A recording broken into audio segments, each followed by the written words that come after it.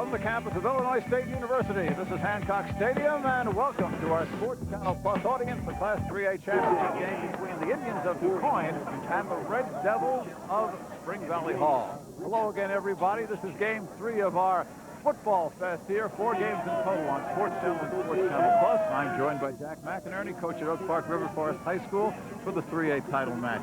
If any team knows the road to Bloomington, it is DuQuoin. You might call this a DuQuoin Invitational. This will be 3 trips here in the last 4 years. They won in '92, second last year. They're trying for number 1 against Spring Valley Hall. Well, Coach Martin's very first year, he wins the state championship. Comes back again last year. He's got 2 state championships under his belt. Last year they had a great start, but kind of stuttered, and they ended up losing that ball game. Today they're going to come back for that 3rd one. 22 straight points for Bloomington Central, and that was the difference as DuQuoin went down 22-12. This year, one of the starters back on defense, C.C. Craig, has now moved into the tailback spot on offense. Actually, they play a wishbone, but he does the bulk of the ball carrying. He's a good one. He really is, but their wishbone is somewhat deceiving, Mike. It's not the wishbone that you see at Oklahoma where they run a lot of options. It's really a wishbone of power plays, running off tackle and fullback up the middle. It's a different type of wishbone, but it's ball control. Spring Valley Hall, this is their first trip. They want to get over the hump, as Coach Gary Vicini says. He's got 2 studs in the backfield. Nick Garini is one. Eric Klein is the other. Mr. Inside and Mr. Outside. Garini's the hoss at the fullback. He really is, and of course, both of them have over 1,000 yards of rushing offense, and they both play ball control. It's more of a mix-up offense from the standpoint of multiple formations. A little different than DuQuoin's offense, but the thing is that they still move the football. We're going to see a lot of football being run today. Now we're going to see a lot of our friend from the Sun-Times. He is prep writer Steve Tucker, and he's with us again. Thank you, Mike. One thing, the temperature dropped about 15 degrees since the afternoon games when the sun went down. It's gotten kind of chilly here. One thing to look at with Paul, in last week's semifinal game, 6 times they went for it on 4th down, and 5 times they made it. So they're in 4-down territory all over the field. Their offense, besides the 2 running backs you mentioned, their line, anchored by All-Stater Jim Balazzini, they call themselves the Hog Soldiers, and they'll be a key to this game. Thanks. Back to you, Mike.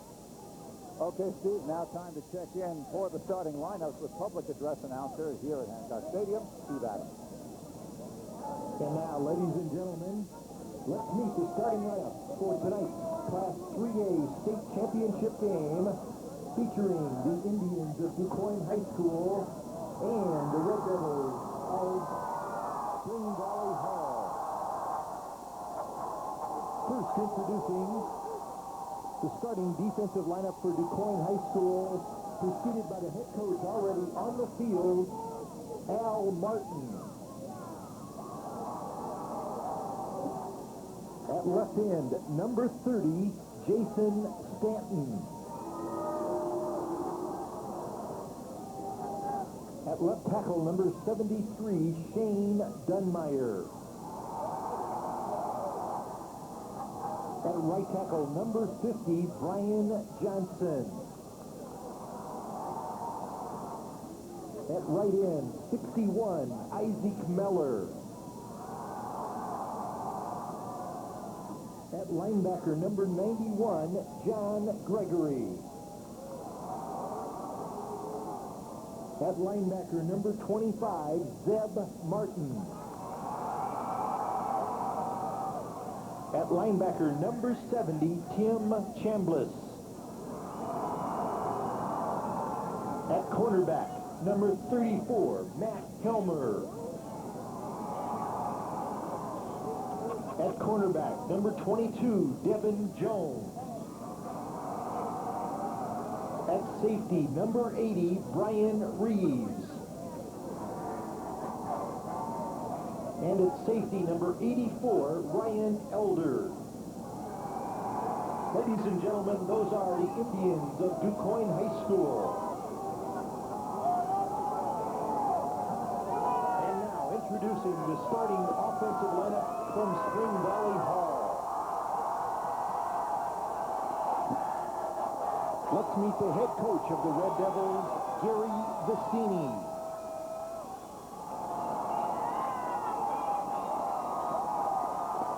left end, number 80, Nick Heiser. At left tackle, number 72, Greg Hansen. At left guard, number 60, Craig Pinter. At center, number 59, Archie Burden. At right guard, number 56, Tom Jepson. At right tackle, number 55, Jim Balzerine. At right end, number 85, John Zeal. At quarterback, number 3, Jeff Turgoletti. At halfback, number 25, Eric Bryant. At flanker back, 36, Josh Turgoletti.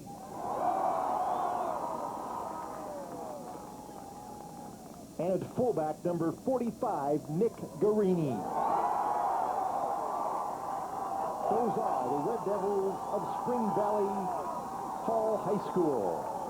Let's take a look at the road to the finals for both these teams. First, starting with DuQuoin, and not too much trouble. 33-7 over Olney, East Richland, Fairfield, Mount Carmel, and Freeburg all fell.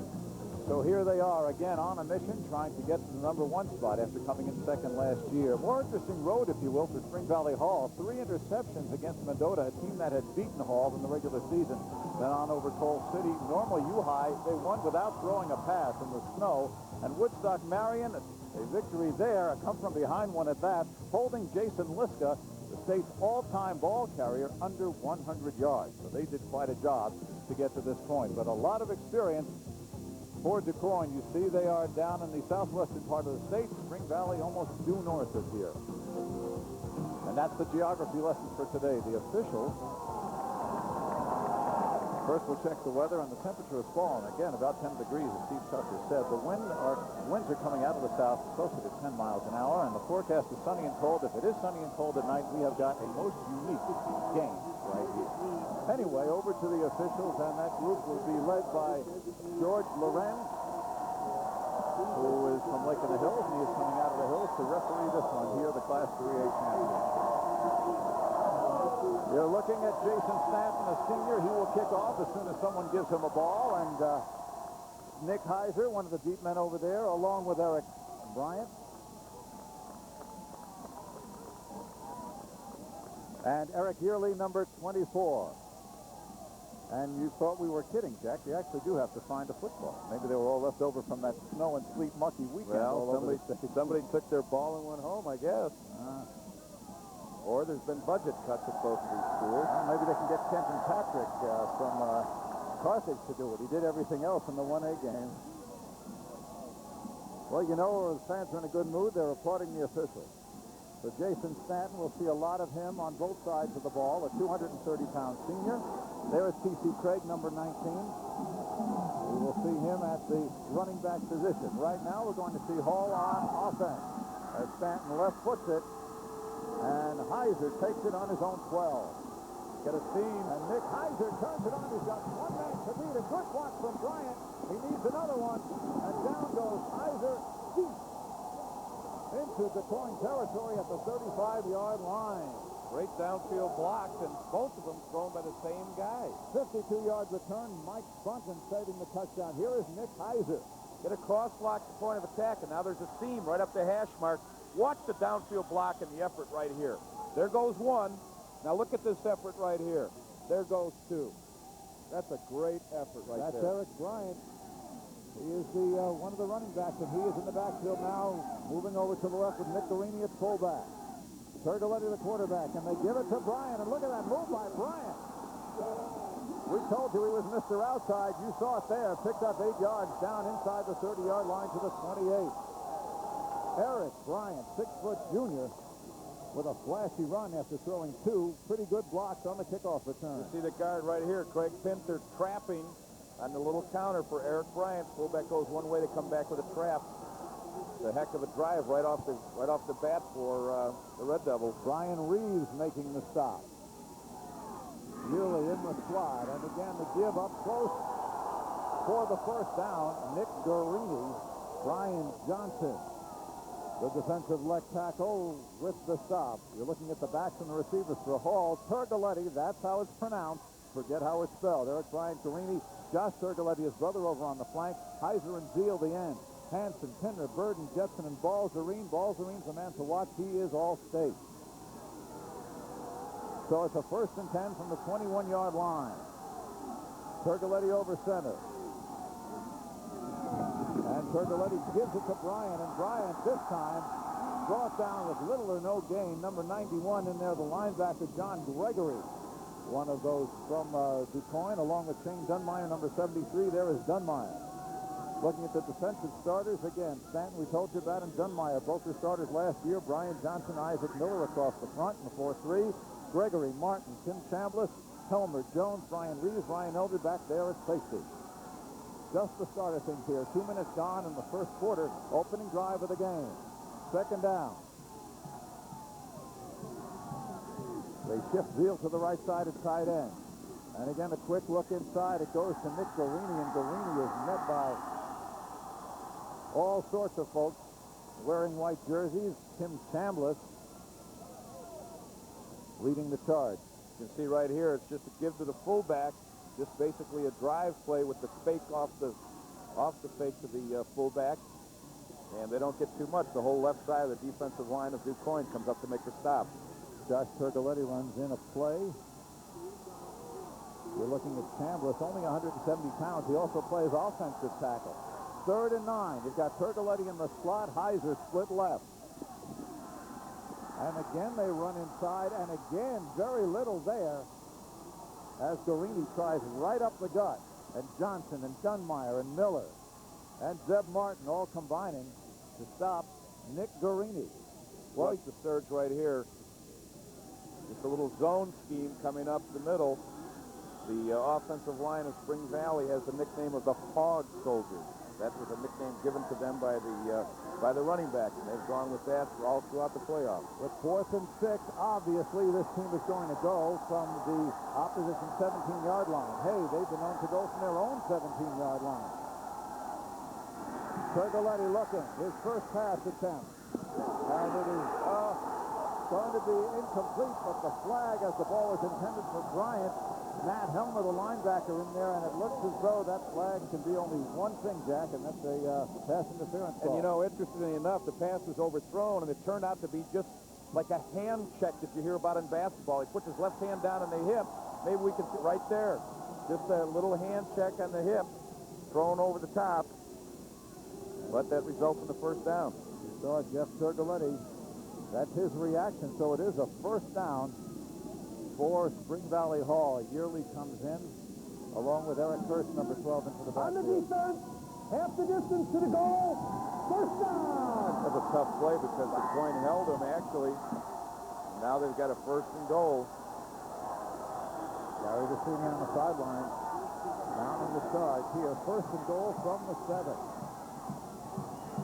Yearly in motion. On the give, again, Nick Guarini. And they're trying Guarini over the middle with Tim Chambliss coming up to make the stop. And so far, DuQuoin has had the answer every time they've tried Guarini up tight. Well, they're trying to go inside with the Guarini, 260 carries this year for 1,490 yards, 21 touchdowns. He's a big go-to guy. He's 205. Chambliss has brought him down again, 165. 2nd down from the 5. And this time they go wide with Bryant. Bryant trying to swing it out. Touchdown! Eric Bryant, touchdown, Hall High.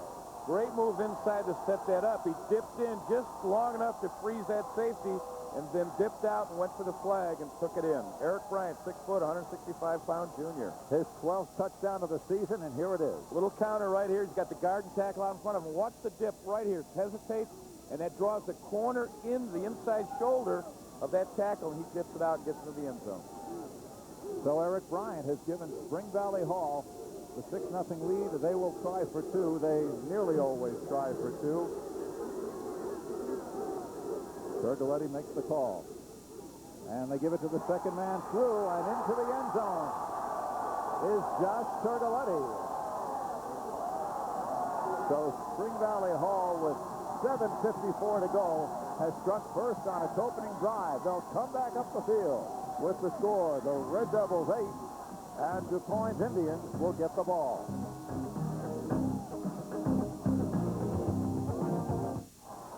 Gary Vicini has seen his team take the ball down the field following a 52-yard kickoff return and a key fourth down pass interference penalty. So it's 8-0 with Spring Valley Hall out ahead. Roger Reed, there he is, number 76. He will kick it off to Craig, Joe Little, and Devin Jones. There is T.C. Craig, the man in the middle.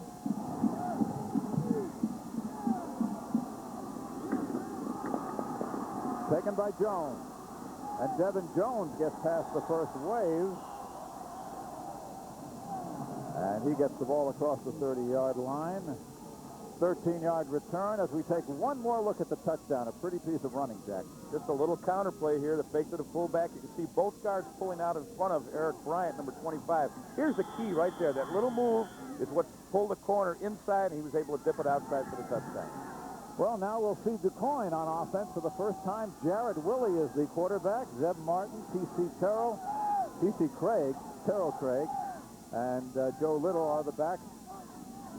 But they come out with a one-back set, and that's T.C. Craig who'll take it. Al Martin changing the wishbone and going to an ace-back setup for the opening play. John Zeal, the defensive left end, making the stop. There is John Zeal. That's another 230-pounder.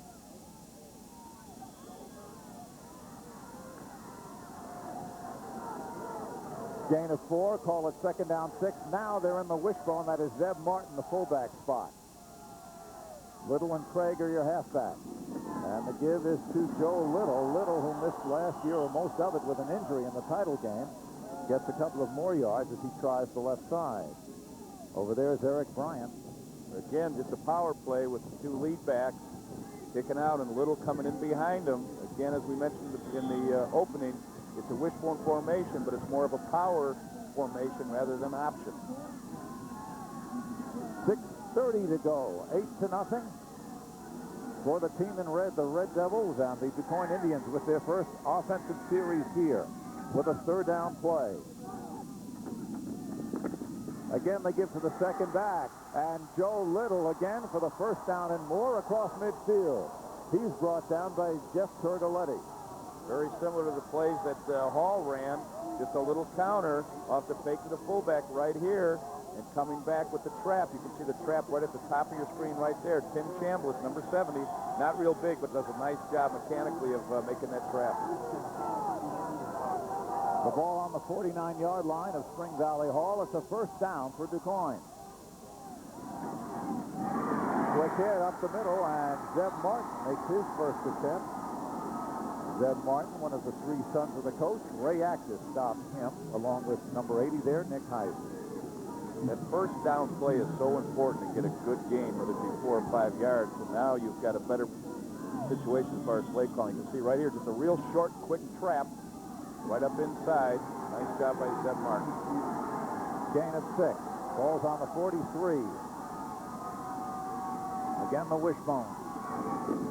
And this time, they give it to Craig. And Craig, T.C. Craig gets the first down to the 35, where Ray Actis meets him again, number 51, the 235-pound senior. And he is only 5'8" and 235. So you know he is built solid and low to the ground. Again, off the fake to the fullback with a lead back coming in here. T.C. Craig, their leading ball carrier, 953 yards and a 6.1 average on 157 carries. Nice move. Started right, cut back left.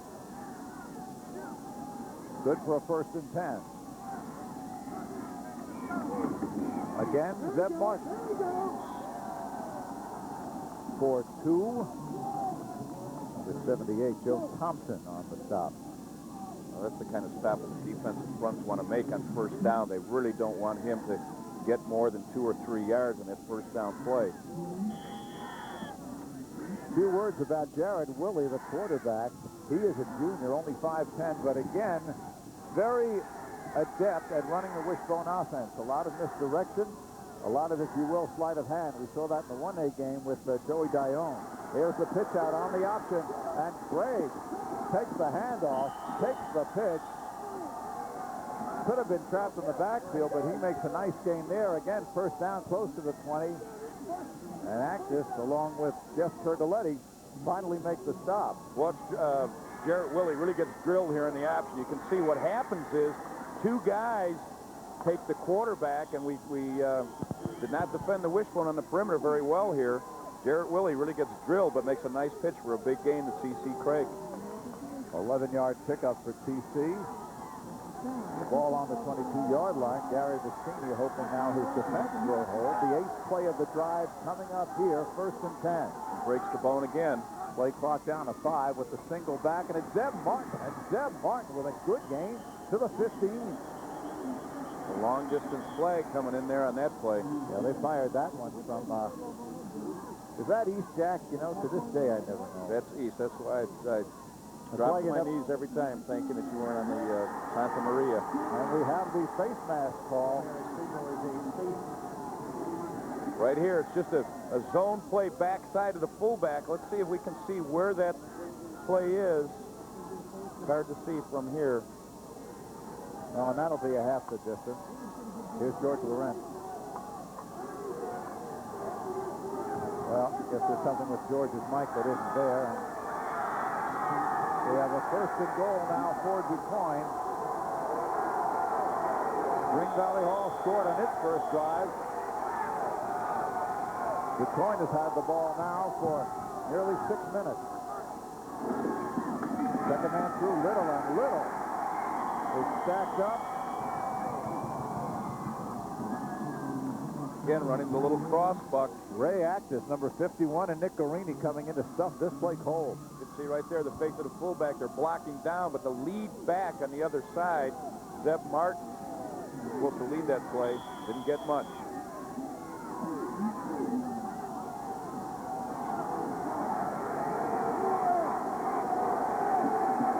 Second down, maybe loss of a yard. Straight wishbone here. Second man through. Craig again, and Craig gets inside the 5 to the 3. Brought down by Heiser. Just power football coming right at you. You can see everybody blocking down, and there's Martin kicking out, and the lead back leading up into the hole right there. Just nothing but power football. Real good job up front by Elder, Chambliss, and Riggio on the right side of the line. Riggio is a big guy, and when we say it, we mean it. He's a junior. He is 312 pounds. They're working on his footwork, but they're quite happy with him. 3rd down and goal from the 3. They give it to Martin. Martin pushing, but he is met by Zeal, and it's going to be 4th down, well short of the goal line. And they ran right in behind of Big Mike Riggio, 312-pound junior, but not much push. Let's take a look at the right side, left side of your screen.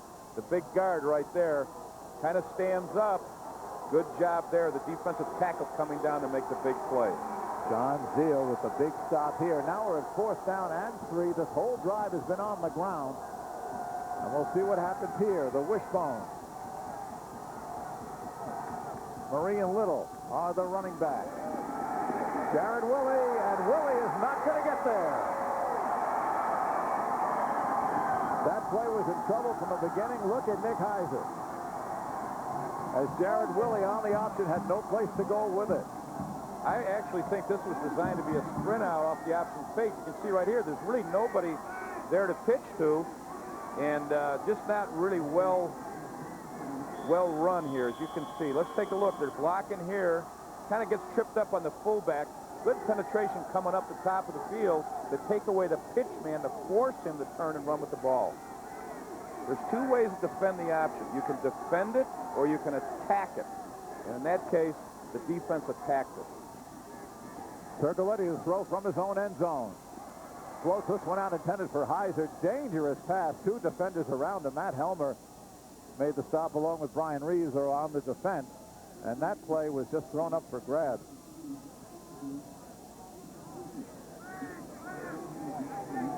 6:05 on the drive, and it goes for naught. And you have to credit Big Craig Pinter with a critical stop.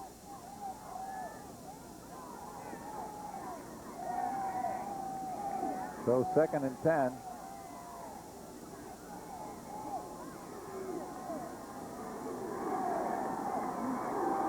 A minute 25 to go. And the give with room. Look out. It's Bryant. And Bryant gets close to a first down and across the 15. Matt Helmer making the stop. And Eric Bryant is showing some moves already in the first quarter. He really came out of here buzzing. Good fake to the fullback, and he was running hard. That was a big play for him, for Eric Bryant, 165-pound junior.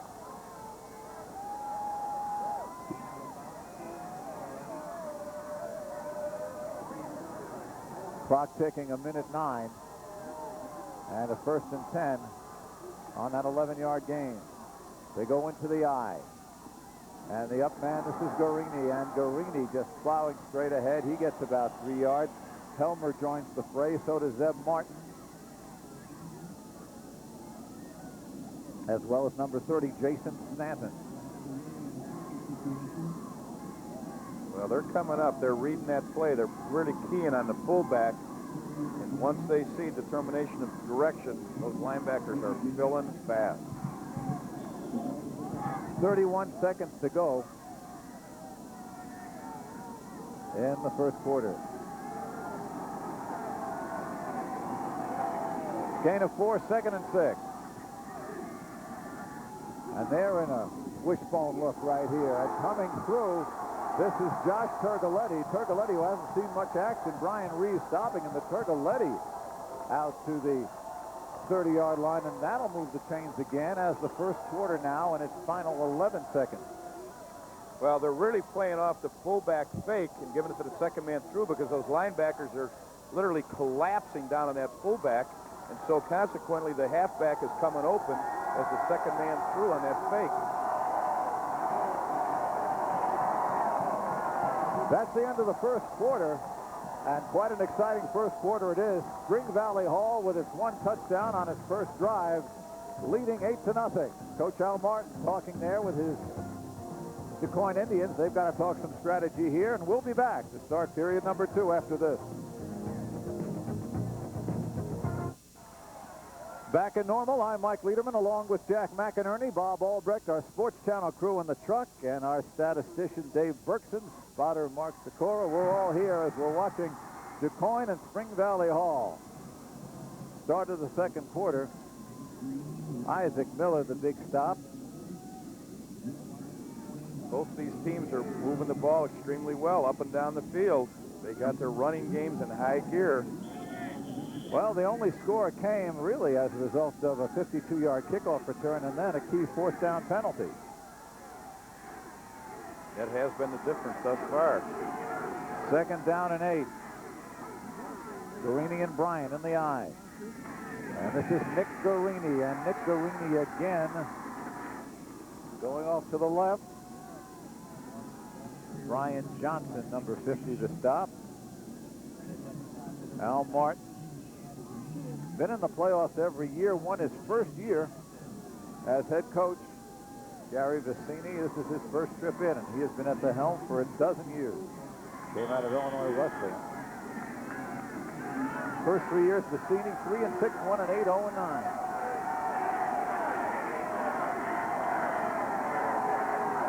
Third down, 6.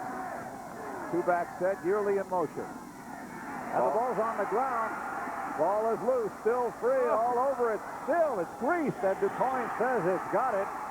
And George Lorenz says, yes, you do. Dylan Jones, number 22, making the recovery. Isaac Miller got in there, actually, and made that with Jones right next to him. And a big turnover for the Indians. You can see right here coming down, he just loses the ball trying to pull it back off the fake to the fullback. And that defensive player does a great job right there, Sean Dunmeyer, holding him off so he gets help to recover that football. You see Jones right there. So we go over to DuQuoin. from the Hall 34, and they give it to Marino DeMarie. At DeMarie, number 31. Good chunky yardage into the secondary first down. Jeff Turgoletti makes the stop. Marino DeMarie, 6-foot junior. Played a little last year as well. Again, the little counter you can see right here coming back off the trap to the fullback. And they're making a big play out of this, and they're forced to do that because the linebackers are flying out of there to stop the counter, which has been a big play in the first quarter, and they're giving up the fullback in that inside trap. Gain of 11, 2 minutes gone here in the second quarter. DuQuoin on the march after the turnover. Quickly up the middle, and Zeb Martin. Short gain. Same play, but didn't go anywhere that time. Check it, DeMarie again on the his second carry. John Zeal coming up to make the stop.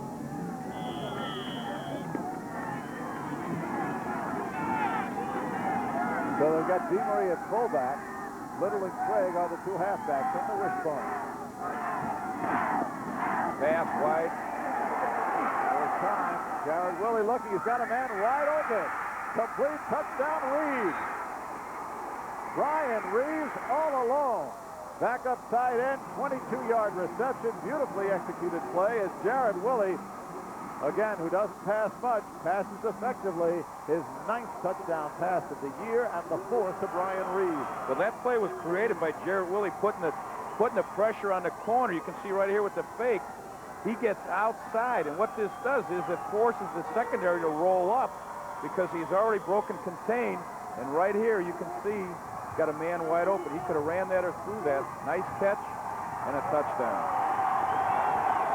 Now the question of go for 2 or go for 1. Ryan Summers, normally the place kicker, and he is number 88. There's Al Martin around the conference there. Do they go to tie or? I got to think by the way that he's talking that usually you don't do that. Take that when you're going for an extra point.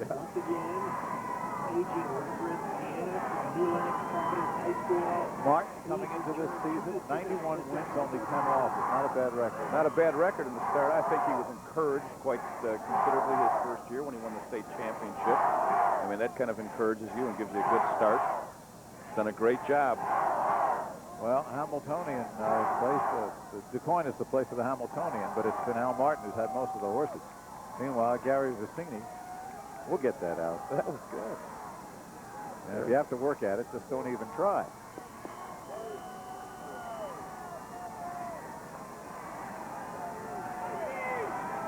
DuQuoin will try for 2 here. Reeves out to the right. Notice the formation. He got a trip set, which is 3 receivers wide. Along with Ryan Elder, number 84. Could be some sort of a pick play. Again, they sprint out with Willie. And Jared Willie trying to get in. Does he make it? Yes, he does. Jared Willie tucked it up. 5'10", 150. Didn't find any receivers open, so went the hard way. Took the hit, made the play. Tell you what, he took a big hit. There was a real collision at that cone, right at the corner of the end zone. Top 3 receivers at the top of the screen. What they're doing is running off the coverage. And I think it's a real smart play here. Watch the, wow, he takes a lick right there. He's in. He still comes up ticking. 9:15 to go. We're all tied at 8. We'll be back with more of the 3A championship here on Sports Channel Plus. You're watching Sports Channel. There is Mike Lampella, one of our very warm cameramen out there. Mike, you can wave hello. All right. I like the gloves, too. All right, following the Indians' touchdown. Back to work, Mike. And the crew, as usual, an outstanding job. A long day. 4 games today, 2 tomorrow. And Jason Stanton will kick it off. And it is short. Goes out of bounds in front of Zeal and out of bounds at the 30. So a lot of options here for Spring Valley Hall. Well, that was really, I don't know what he was trying to do there. It really looked like he actually, his foot stuck in the turf as he was about to kick it. Well, let's see. They can either take it on the 35 or make him kick it again 5 yards back, or take it where it went out of bounds on the 30. So looks like they're going to kick it again. And after seeing him kick it that way, that's what I would do also. Spoken as a true coach would. 9 minutes, 15 seconds to go in the first half. Team kick out of bounds. 5-yard penalty. Re-kick.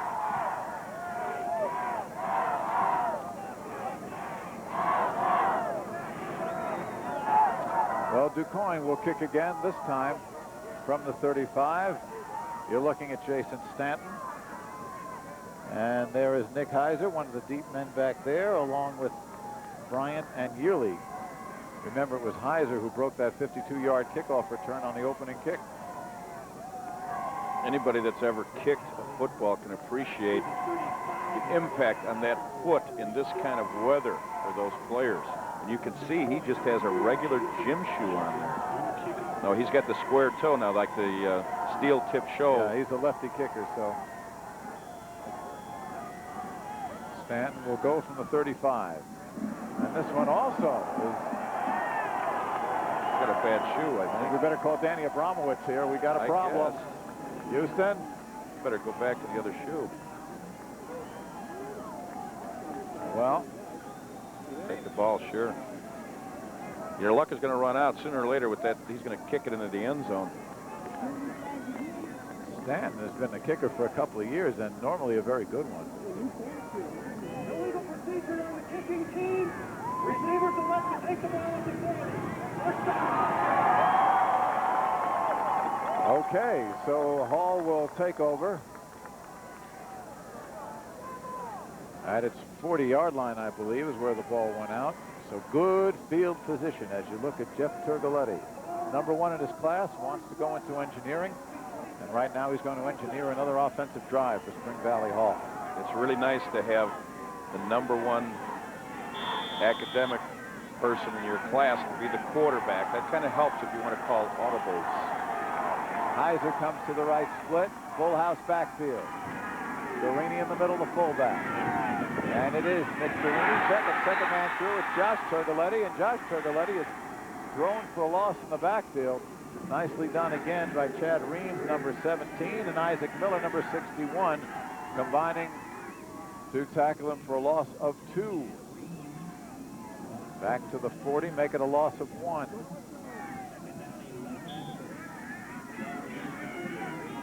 Nice job there of assignment football. Inside linebackers were responsible for the middle.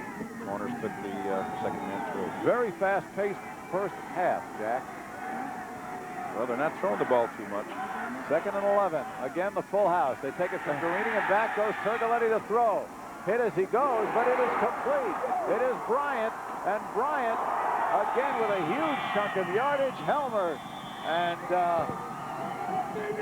check it, that's Ryan Elder making the stop way downfield. 30-yard gain deep into DuQuoin territory. Play action fake, and as we spoke about not throwing the ball too much, we must have our booth here bugged, because invariably when we say it, they go back and do just the opposite. Nice throw, nice catch by Eric Bryant. Well, you take a look here, number 22, Devin Jones, thinks he's got an interception here. Whoops.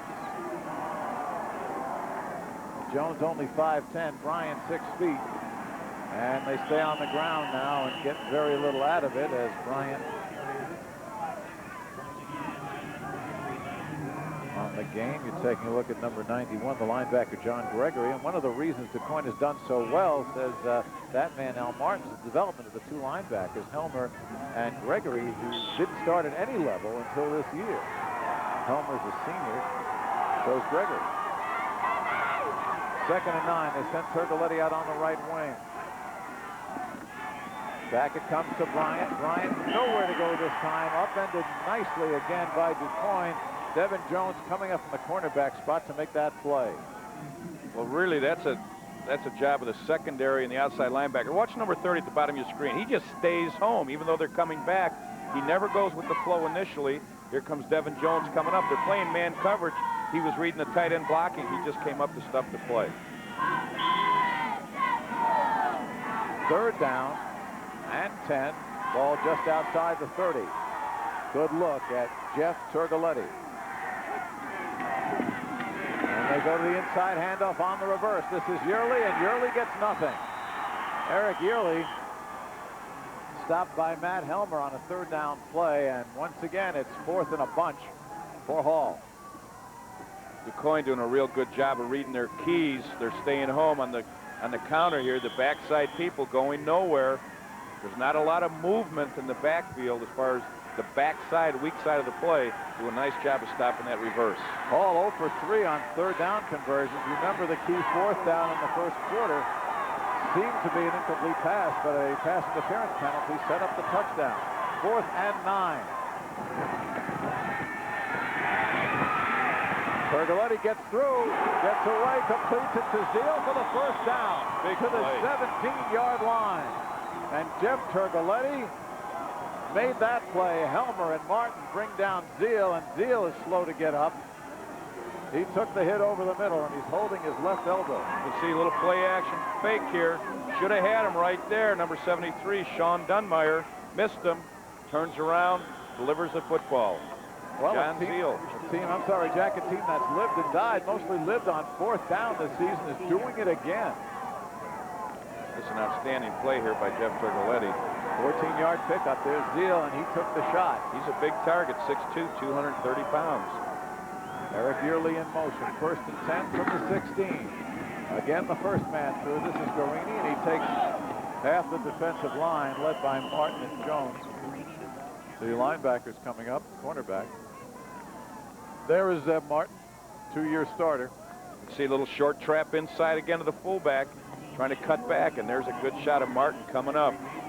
Number 25, Zeb Martin, 6'1", 200-pound senior. 3-yard pickup. Jeff Muntz, number 81, is in one of the receiver spots.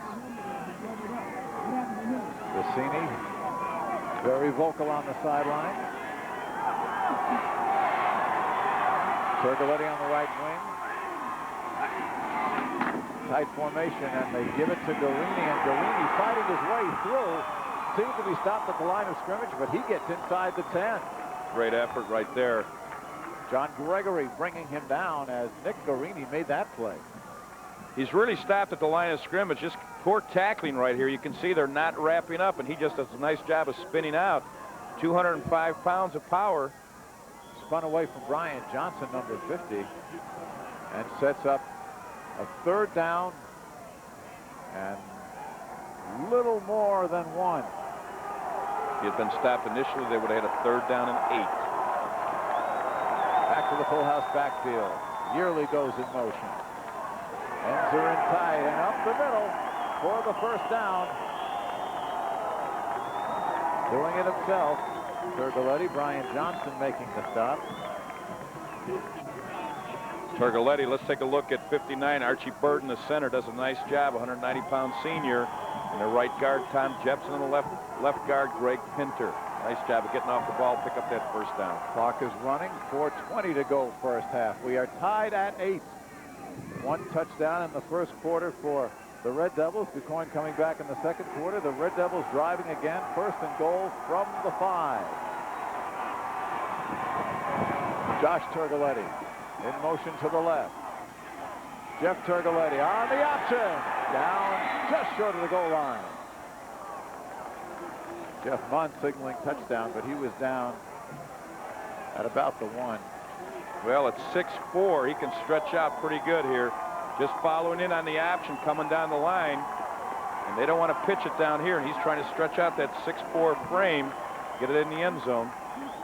Ball is on the half-yard line as Jeff Pergoletti gets the play coming in from Nick Heiser. Now let's see if they go over the right side of the line, Mike.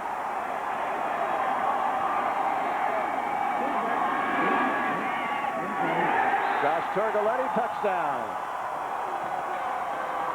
His first touchdown of the season, and the brothers get together. Jeff hands it off to Josh, and Josh gets 6. Going in behind Greg Pentner and Greg Hansen, the left tackle.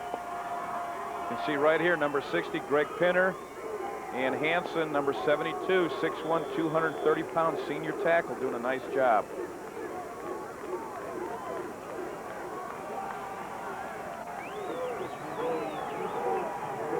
Once again, the two-point try.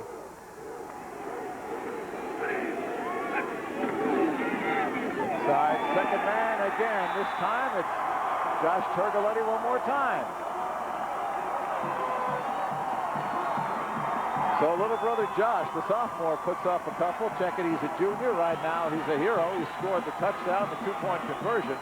And the Red Devils with 3:16 to go break out the band and go up by a touchdown and 2. Here's the conversion again, and watch 36. Second man through, draws the fullback. Linebackers down on the fullback, and a nice job of the second man through. Josh Turgoletti, 6'1", 175-pound junior. He's having a big game. He hasn't been a big stat guy for them during the entire season because they've been going with Nick Guarini and Eric Bryant, but he's doing a nice job tonight. Well, actually, Josh Turgoletti filled in. The starter at that position was disciplined, kicked off the team, and Josh has filled in the last half of the season. So he is making the most of the opportunity here. Let's take a look at it here from ground level. Fake to the fullback. The secondary kind of holding their ground, but a good surge by the left side of the offensive line of Spring Valley Hall, and they get their touchdown with Josh Turgoletti. And Hall has had the ball more than 14 minutes here in the second quarter, nearly double the time of possession than DuQuoin. And they lead by a touchdown, 16-8, 3:16 to go. 5 plays, 59 yards. You see it there. Boy, Gary Vassini's getting a lot of face time today on the air. He looks like one of the character actors in one of the series. I'm trying to remember who. If you would like to comment on that, send your cards. Forget about it. I don't watch enough TV to know those. I don't either, but I play one on TV. Taking a look at Roger Reed, who will kick off again. T.C. Craig, the deep man. And Reed doesn't get much on this one, and it is taken by one of the up players. And down he goes. Let's see who ran that kickoff back. Got a late flag coming in there. Flag coming in. It was number 82, Tony Jones. And we'll see what the flag is. Here's George Lorenz. That's it. Oh, yeah. It's like a personal foul. Let's see if we can see it here. Could be a late hit right here. Is he down? That's not it right there, but we're coming right here. That's it right there. Boom. He's already down. Looks like, yeah, the late hit goes against Jeff Holacher. Holacher, normally a starting defensive back. So that'll cost him 15 and give DuQuoin some excellent field position with time to work. 3:11 to go. Here's Jeff Holacher. There's his teammates trying to cover up for him. He's had a rough season. He was out for several games with a fractured bone in his back, but he's been cleared to play, and he's been seeing a lot of action off the fence.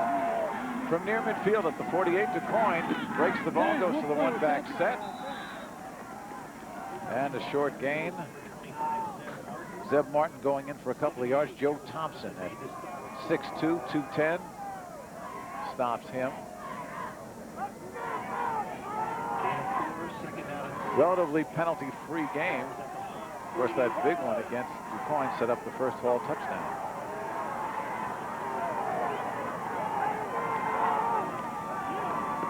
They stay in the wing with the single back, and they give it around to Joe Little, and Little nearly broke it, tripped up as he crossed into the secondary. Heiser made the play, but Craig Pinner tripped him up.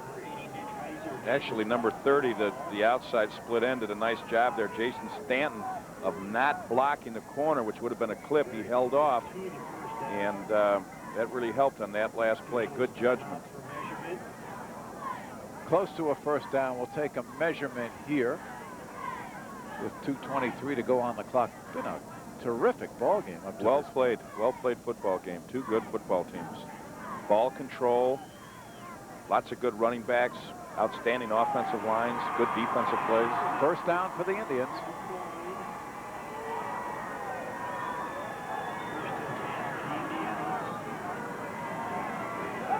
Just giving them the defense.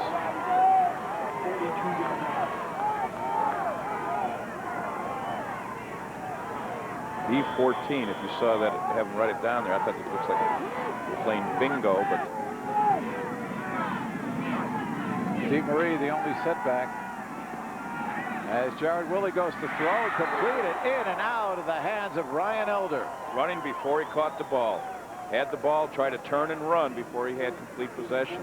Lost concentration.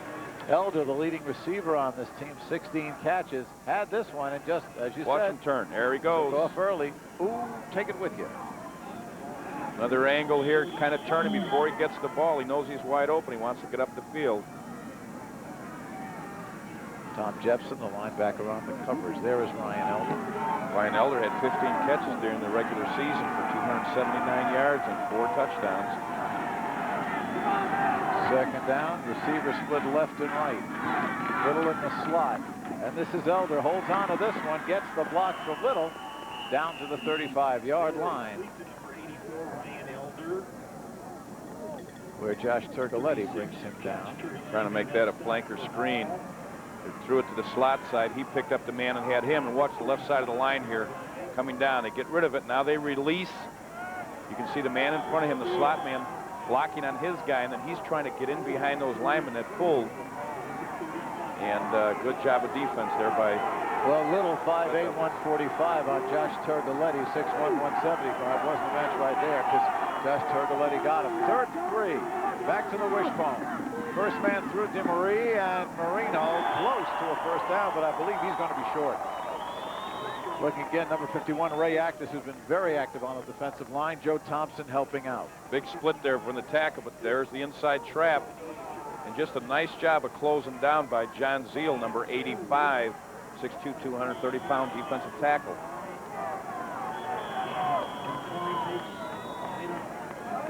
Actis, there he is.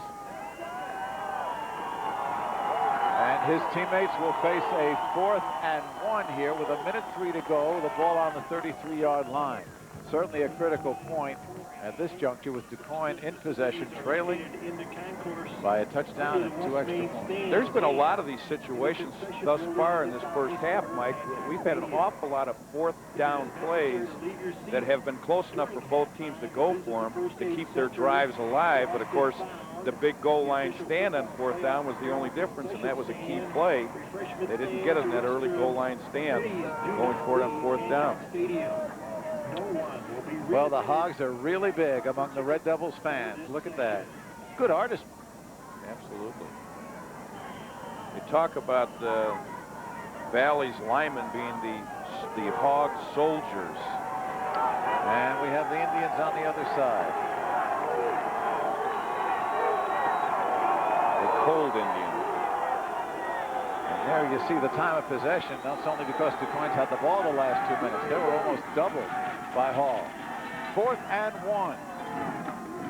And Zeb Martin, with plenty to spare, gets the first down to the 30. And quickly they huddle back as the chains will move. And remember, Ryan Elder coming in with a play, Jack. Running right at the bubble. Zeb Martin, the fullback, picks up that first down. But remember, they can spike the ball. And there's big Mike Riggio, 312 pounds. They went right through him and used him. 51 seconds and counting. First down, Jared Willie, deep drop, should set up the screen. He's got it to Craig. And TC running, touchdown, DuQuoin. What a beautifully executed play, 29 yards. TC Craig, the little screen, you can see that developing. Jack, it did so beautifully. Well, Jared Willie started to sprint out a little bit, which got the linebackers to pull out of the middle because they wanted to rotate with the flow of his movement going to the perimeter. And then he pulls up and throws it back over the middle to T.C. Craig. Good job of blocking, but an even better job of second effort by T.C. Craig. We'll show it to you again. Let's take a look. Notice how Willie starts sprinting out and getting depth, which really draws everybody in here. Nice job right here at T.C. Craig. See that wall right in front of him. Good job of downfield blocking. Good job of second effort. Nathan Reams throwing a key block downfield, and T.C. Craig finding his way to the end zone from ground level in case you missed it. Well, we always tell the kids, don't you think it's ironic you're not getting blocked very hard. You got to back off and think screen, but it's a little too late here. Good job of getting downfield by Nathan Reams, number 68, and Matt Scaloni, number 79, the other defensive tackle, and Steve Knapp, the center. Jared Willie and T.C. Craig, the combination there, but you have to give credit to the line. Excellent blocking, well-executed play. It certainly seemed like it was going to develop into a screen, but when you're down on that field, Jack, if you bite, you can't. It's tough to backpedal. Yeah. Now the try 4-2. Kind of surprised they took Craig out. They've got DeMarie in there. Willie again with the sprint out. He's got a man wide open. And converting it, Brian Reeves. Excellent throw. Excellent throw. The coverage wasn't that bad.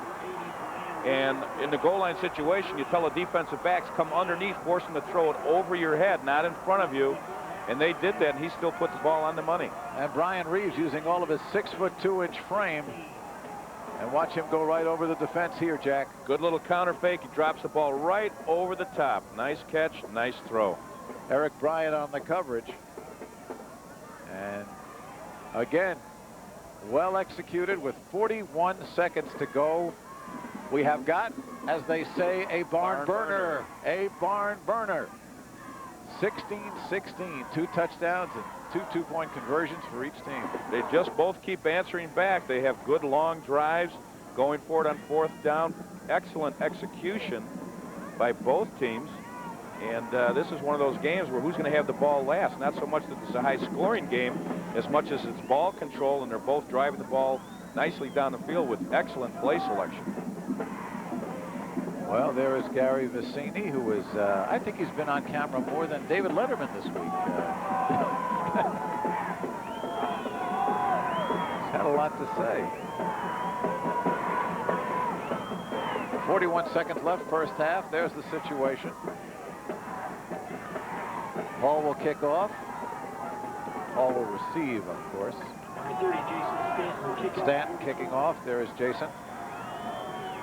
Heiser, Bryant, and Yearly. There is Heiser. And they squib this one, and it is covered by Hall. You know, he didn't want to do that. I think he wanted to punch it through a little further down the field because this is going to give them time in midfield to move the ball a little bit.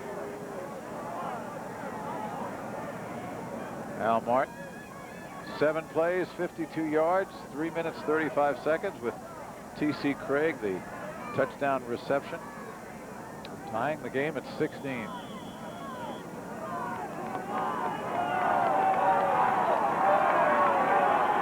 Sergoletti leads them out.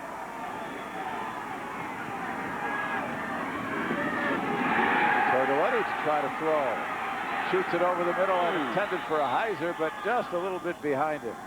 Got a crossing pattern underneath. We've got a penalty flag in the backfield, which could be holding or roughing the quarterback. Could be a roughing the passer. No, it's a hold. Go against the offense. George Lorenz talking to Shane Dunmire, one of the captains, along with Ryan Elder for the Indians. I am sure they will send them back. Now, this is a situation where you're going to get the defense dropping. Holding on the offense. 10-yard penalty from the spot of the foul. First down. Let's see if we can see where the hold is. It could be right there. It sure is. Right there. I guess Tom Jepson sort of wrapped up Shane Dunmire. Now, this is a good spot for a screen or a draw. So it's 1st and 28. There's a draw. And there is the draw, Coach. You do it. And Guarini, a big hit taken over there by Zeb Martin and Chad Reams. But, yeah. Interesting draw. Oftentimes you go straight back and hand it. What he did is he went behind the back. And the reason for that is you tell the linebackers, don't drop until the quarterback gets beyond the back. But he will go no further because that is the end of the first half. We have played 24 minutes, and we are tied at 16. The 3A championship game between Hall of Spring Valley and the Indians of DuQuoin. 16-16, that's our story. And we'll see if we can get one of the coaches to chat with us a bit. But let me tell you, Jack, that was 24 fine minutes of football. It really was. And I'll tell you the thing that I'm impressed with is both offensive lines. Well, Steve Tucker's got Al Martin down there on the sidelines. Steve, you're on. Thanks. Coach, a big score there in the last 41 seconds of the half to get even. Yeah, we came right back. They're a good ball club. They pounded ass pretty good down there in the goal line. Give our kids credit. They came right back, and we executed a couple big plays. The screen pass, a big play. You know, you can't just score. You got to score extra points too, so it makes it a little tougher. Jared Willie, a lot of big plays. He only threw 8 touchdowns all season. He's got 2 in the first half of the state championship game. That's not bad. We just pretty well take what he can do, but he's capable of making some big plays. As you know, as you've seen. But I sure wish we could put it on the ground and run it every time and score, but we can't on them. They're a pretty good ball club. What adjustments do you think you got to make here at halftime to be successful? I don't think we can let them pound on us down on the goal line. We've got to, play better defense, a little bit stronger defense, especially down on the goal line. We need to come up with a big play, and of course we got to stay up. We got to stay away from that pass to the tight end, that drag pass to the tight end. He catches the ball pretty good, but down on the goal line, they're just doing whatever they want to do with us. Thanks, Coach. Good luck in the second half. Back to you, Mike. Thank you, Steve. Good point. 2 touchdown passes. That's a quarter of his entire season production for Jared Willie, but he's done it well. And as Al Martin said, not only do you have to make the touchdowns, you got to make the 2-point conversions. Well, Jared saved his best for the last, hasn't he? We've still got a half to go. We've got halftime activities coming up here from Bloomington Normal, so stay with us on Sports Channel and Sports Channel Plus. With night falling on the Thanksgiving holiday here, we give you a tie game after 24 minutes. DuQuoin and Spring Valley Hall. Taking a look at the scoring summary, Spring Valley, with the help of a 52-yard kickoff return and a key run back, as well as a key 4th down penalty, went up 6-0. A 2-point conversion made it 8-0. Eric Bryant finishing the drive, a 7-yard run. Then Brian Reeves, a 22-yard pass from quarterback Jared Willie, evened things up with a 2-point conversion by Willie on the run for DuQuoin, beginning of the second quarter. Spring Valley Hall coming back to take a 16-8 lead. Josh Turgoletti with a run and a 2-point conversion for the quarterback's brother, made it 16-8. And then with 41 seconds to go in the first half, T.C. Craig, the fine running back, took a pass from Jared Willie, his second touchdown pass of the game. And then Willie passed to Brian Reeves for the 2-pointer, and that evened things at 16. We'll be back and chat with Don Robinson of the Illinois High School Association. He's always in the middle of lots of interesting things going on with the IHSA, and he'll have some thoughts to share with Steve Tucker and the rest of us after this.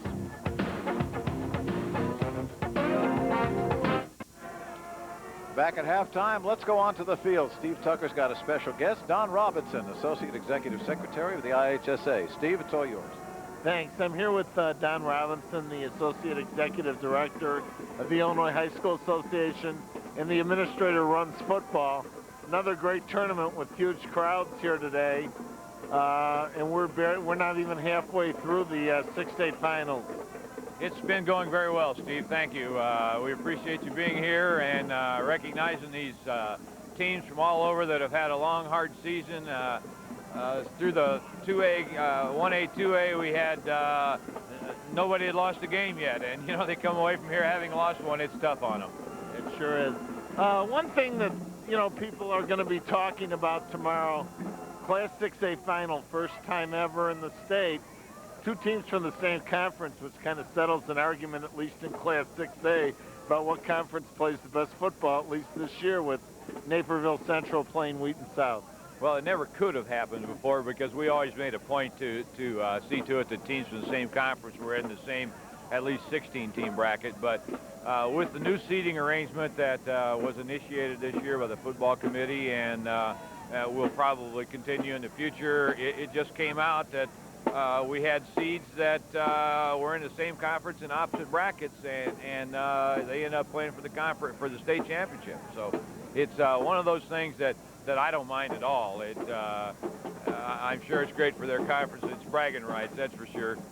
And they know each other. One thing I thought I'd mention, I know that once you get done with this weekend, you'll be turning your attention to basketball, and that's going to be something real different this year, real special, and I thought you might want to talk about the move. Well, thanks very much, Steve, for bringing that up. And the only thing you said wrong was I've been working on basketball for 2 weeks already. So, yeah, we're moving the boys basketball tournament to the Peoria Civic Center this year in Carver Arena, and we're truly looking forward to it. We have the same great basketball that we've had in the past. We have community support in Peoria for high school basketball that's unbelievable. And along with that, we've got a large exhibition hall that is available. We're going to be doing some things in there. And additionally, there's a concert hall there that we're going to be putting Scholastic Bowl and some cheerleading contests in the future. So we look forward to be a big success over there. A lot of work, but a big success. Well, I appreciate your stopping by, and it's been a great show so far for 2.5 games. Thanks, and you keep your fingers crossed, Steve, but thanks a lot for bringing us here. Sure will. Back to you, Mike. Thanks. Steve Tucker, Don Robinson, thank you both. We'll be back. We'll check the highlights, the statistics, and we'll look forward to another fabulous half of football after this. 16-16 is our score after the first 24 minutes. Jack McInerney, again, we talked about a good game that we've seen so far. And both teams know that there's a lot of pressure to come up with extra points as well as touchdowns, and they are doing it. Well, they're really two outstanding and extremely well-coached football teams. Their forte is the running game, and they're certainly showing that to us this evening. Let's take a look at the highlights. The touchdowns in the first half, there have been 2 for each team. Started out again, the first drive, Spring Valley Hall. They're on the move, and watch here, Eric Bryant. Again, off the counter move, but the key to it is a little dip he takes right in here to freeze that corner, and then he bounces it outside. Real good job of running here by Bryant. 7-yard run, 2-point conversion, made it 8-0. A drive of 4 minutes and 6 seconds right off the bat after the opening kickoff. DuQuoin coming back in the second quarter. Brian Reeves on a pass play here from Jared Willie. Willie didn't throw much during the regular season, but it's working here in the playoffs. Well, he saved all of his good passes for right at the end here in the state championship game. He does a great job here, puts pressure on the perimeter, which freezes up the secondary. You can see at the top of the screen, they cleared out. They brought the tight end underneath on a drag route, makes a nice catch and a nice run for the touchdown. Reeves, 6'2", gets the touchdown. Willie, the 2-point conversion, running it in by himself. We're tied at 8. Then later on, Josh Turgoletti and Jeff Turgoletti combined. Josh with the 1-yard play right here, coming in. He'll take it in as brother Jeff, the quarterback, will hand to his brother. And there goes Josh. And once again, a 2-point conversion. This time Josh Turgoletti did that. And then Spring Valley Hall made the score 16-8 for Hall. Then the final drive of the first half, DuQuoin coming back. And the Indians got on the board again through the air. Well, again, a nice play here. He gets good depth, gets the ball up in the air after good pressure, but he sets up the screen by drawing them deep. Good job with downfield blocking by the offensive line, but the key is the effort here. How many times is Martin hit? And makes a nice run for the big touchdown with 49 seconds left in the half. T.C. Craig, along with the 2-point conversion, ties it at 16, and that's where we are right now. Taking a look at the statistics, the last drive of DuQuoin got the time of possession up. Meanwhile, Spring Valley Hall almost had doubled DuQuoin in terms of how much time they had the ball. But things fairly even now, as you would expect in a tie ball game. Well, the key is the total yards right there. You can see both of these teams are rushing teams, and both of them are doing what they want to do. It's a matter, I guess, of who has the football last. We will find out what happens. We're done for the moment. We'll get started with the second half kickoff after this.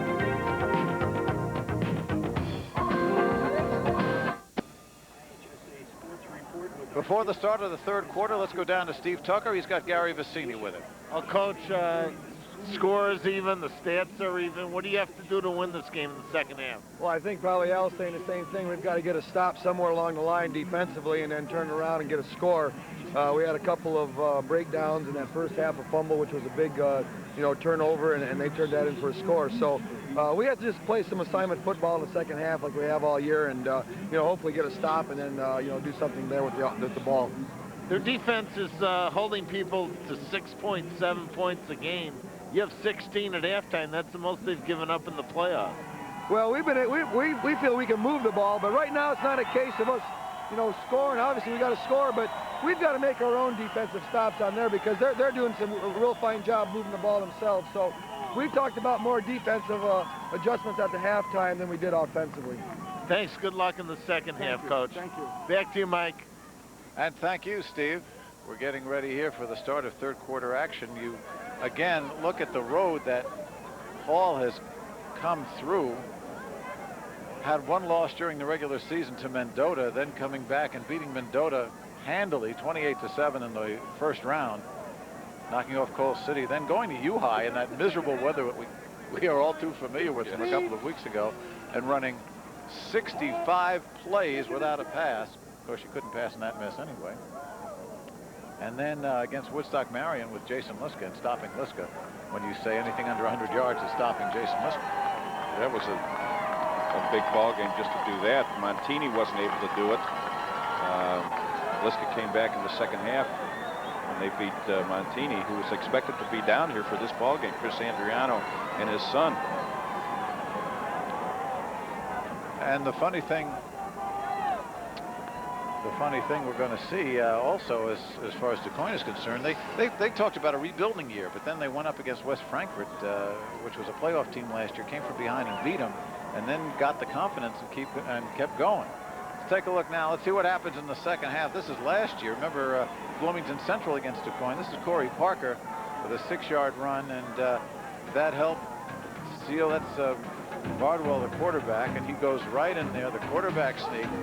Tommy Bardwell, a quarterback who'd only been a quarterback for a year, but what an athlete he was. Great so athlete. He goes in for the sneak, and that run with the kick made it 22-12, and that was the end of DuQuoin for last year. Now they're going to try to win it this year, and they will receive the second half kickoff.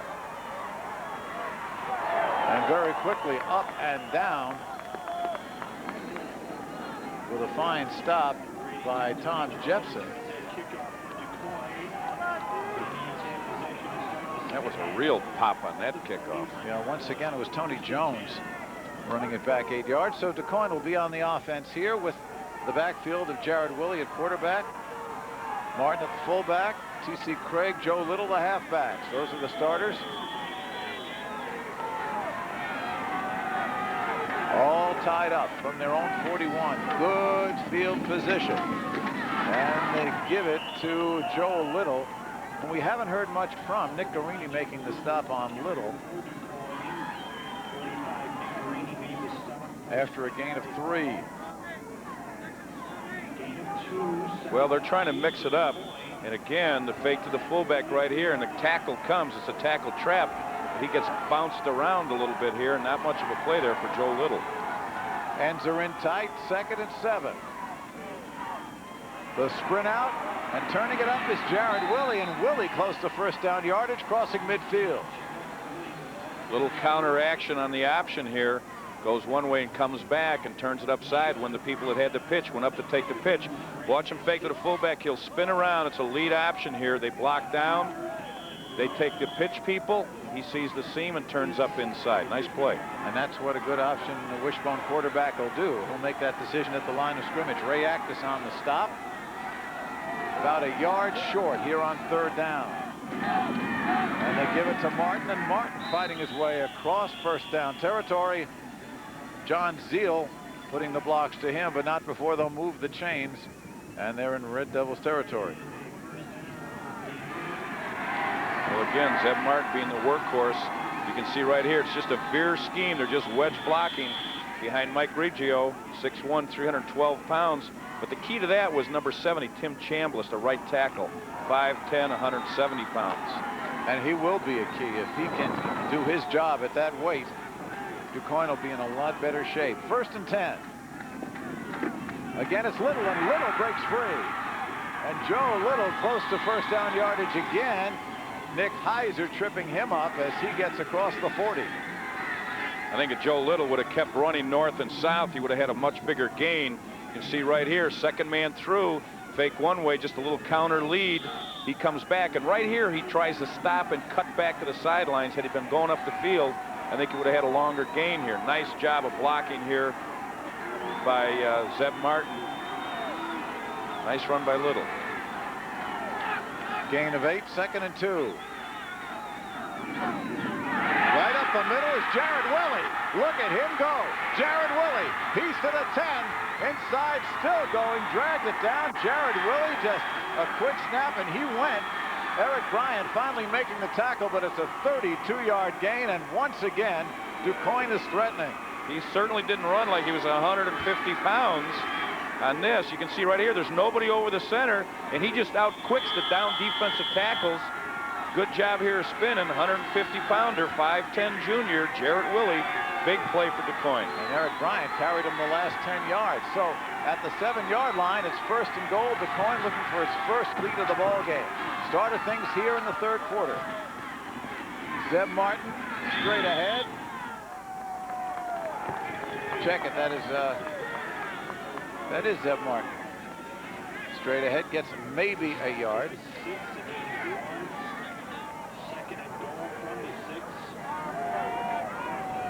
Good shot there of Joe Thompson, number 78. Here's Martin. You can see Riggio coming down, and Tim Chambliss is trying to block down, but the defensive tackle had already got across his face. He came right in the seam to make the play on Zeb Martin. 2nd and goal. And this is Little. Finds a crack. He's in. Touchdown, Indians. 2nd man through again off the counter action. Fakes to the fullback one way and comes back to Little. Nice little cutback, nice run, touchdown. 6-yard gainer. Let's watch the fake right here, the fullback. It's a lead with Zeb Martin leading the play through off the counter action. And Joe Little makes a nice little run to get into the end zone. 5'8", 145-pound senior. Well, he had a quiet first. He scored 4 touchdowns, 7 touchdowns during the regular season, and they open up with him here in the start of things to take the lead 22-16. Again, the try for 2-point conversion. The sprint out. They try that same play again and again with a deflection. No. Josh Turgoletti on the defense. They went to Ryan Elder, who says he's had it. He's overruling here. We're having a nope. And the officials are saying no, and Elder is pleading his case, but to no avail. Let's see if we can take a look at this, whether he trapped it or caught it with the feet out of bounds, and we'll see it right here. Actually, same play that they scored on in the other extra point. We can see right here, it's tipped. Look at his feet. Oh, yeah. And the call is there. See, he went out of bounds and came back in, and that's why he is an ineligible receiver. Good call by the officials. Excellent call. So the issue wasn't possession, it was foot placement. You can see right here, he goes out of the field to play, which makes him an illegal receiver because he was not forced out of bounds. He comes back in. No good. Good call by the officials. Excellent call. Josh Turgoletti really had that one there to bat down. And what happens, the people in the stands don't have the opportunity to see that instant replay where you can see they probably continue to think it was a poor call by the official, but as we can see, it was an excellent call. 7 plays, 59 yards, and we spotlight it for you. There's the left foot out of bounds. Right foot's out of bounds, too. Now, that official made the call that it was incomplete, and the other official came over to say that he caught the ball, and then they both conferred, and he let the other official know that he was out of bounds with his feet and came back in. Excellent call. But for the first time, DuQuoin has the lead. Stanton, the kickoff. Taken by Heiser in the middle. Heiser to the 30. And Nick Heiser with another nice run back. He is stopped by Jesse Reed of the Indians, number 40. Check it by Mike Bunton of the Indians, number 41. There's Bunton. Somebody has an injury there on the sideline for Hall. Josh Turgoletti seems to be the injured player. May just, from the looks of things, he may just have had the wind knocked out of him a bit. So here comes Hall on the attack, down for the first time in this ball game. Full house backfield again. And they give it to Bryant. And Bryant with a good gainer up to the 40-yard line. I've been really impressed with Eric Bryant. He really runs hard. Jones and Dunmeyer making the stop. Bryant short of a first down. Time ticking down. Under 8 minutes to go here in the 3rd quarter. Eric Bryant, of course, is the other back that has over 1,000 yards with 11 touchdowns. Key is he's been averaging 7 yards a carry. Carini and Josh Turgoletti, the other backs. And they give it to Josh Turgoletti, and Josh Turgoletti, who has a touchdown to his credit, up across the 45. Move the chains again. Now, when you run plays like that, you have to sustain your blocks at the point of attack because it takes longer to get there. And you can see right there, number 72, Greg Hansen, 6'1", 230-pound senior, doing a nice job of offensive tackle of sustaining the block against Brian Johnson, number 50. Well, these are two heavyweights going at it. One takes a punch at one, and the other one takes a shot the other way. Again, the full house backfield. First down, Guarini. Nick Guarini moves the pile across the field, the 50-yard line. Once again, Isaac Miller on the tackle along with Dunmire.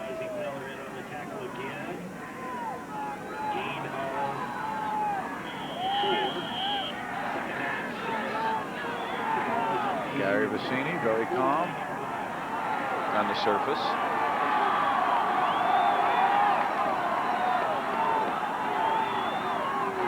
On 2nd and 5. Again, they go with Josh Turgoletti, and he gets to the chain. Looks to be a first down. Watch the linebacker, John Gregory, as we take a look at him, number 91. See if he gets caught with the fake to the fullback. Right there, number 55 comes out on him, makes the play. Jim Balzerini, that big all-state tackle, 240 pounds. There's Gregory. He's 5'11", 175. Again, one of the fast finishers here whose development hastened the improvement of this team. First down. Again, it's Bryant. And Bryant with some room. Brian Reeves making the tackle, but Bryant gets healthy. Bryant gets some healthy yardage. Well, interesting. They're spending a lot of time running behind, not so much behind their right offensive tackle, but behind their left tight end. You can see the counter right here. Coming back with the back leading up, and number 85, Nick Hauser, 6 foot, 150 pound, or excuse me, John Zeal, number 85, 6'2", 230 pound senior. The longer it takes on a play like that, they have to sustain the blocks longer at the point of attack. Josh Turgoletti comes out. Eric Yearley comes in. As you see, John Zeal, 230 pound tight end. That's 2nd and 3. And this time it is Guarini, first man through, and he is through. Another first down past the 30-yard line. They're really putting a lot of pressure on those inside linebackers, trying to determine whether they want to come in, stay inside with the fullback, or go with the halfbacks on the counters. Zeb Martin will come up to make the stop, but again, Hall getting into the secondary with regularity, and it's a first down. Offensive line of Hansen, Pinter, Burden, Jepson, and Balzerini doing an excellent job. Balzerini, an all-state player. Goes down, and this is Josh Turgoletti. Josh Turgoletti gets 4 yards to the 25. 61, Isaac Miller in on that tackle for DuQuoin. Isaac Miller, there is he. And there he is. Another one of those smallish down linemen who are doing the job for DuQuoin. 2nd and 6. Again, it's Josh Turgoletti. Doesn't get much here. Maybe a yard. Miller and Dunmire, the right side of that line, combining to stop him. Well, you can only pound and pound so long, and right there you can see the left side is slanting in that direction, and that's the surge that comes up with the defensive stop. Nice job by number 73, Sean Dunmire. Heiser out. Eric Hurst is in, wide receiver. He lines up tight on the left side. Bryant. We're going to have another one of those 4th down plays. And it'll be 4th and 3. Bryant got possibly a yard before Dunmire and Stanton combined to stop him. See again, 85, John Zeal. Well, 4th down, no question here. 4th down, 3 to go. Turgoletti, Bryant, Guarini, and Jeff Turgoletti calls the timeout. And we'll take one, too. Gary Vicini will discuss this with his quarterback. Smart play. It shows some good leadership. It also shows they weren't quite sure of what they wanted to do. We'll be back. DuQuoin by 6. There's the situation. Spring Valley Hall trailing by 6. They have a 4th down and 3 to go on the 22-yard line. You see they've converted both previous 4th downs. None more important than this to the moment. Josh Turgoletti. Jeff Turgoletti. And Jeff Turgoletti seems to have it, not by much. Devin Jones on the tackle. But Turgoletti on the option here, takes it over the right side and gets the first. You can see they squeezed the linebackers down inside and pressed him inside. He just rolls outside here. Nice downfield block. Good tackle, but not enough to stop him from getting the first down. The drive has gone 10 plays in more than 5 minutes. 1st and 10 from the 17. Again, the full house backfield. Guarini, the quick hitter. And Guarini breaks through. He's got the touchdown.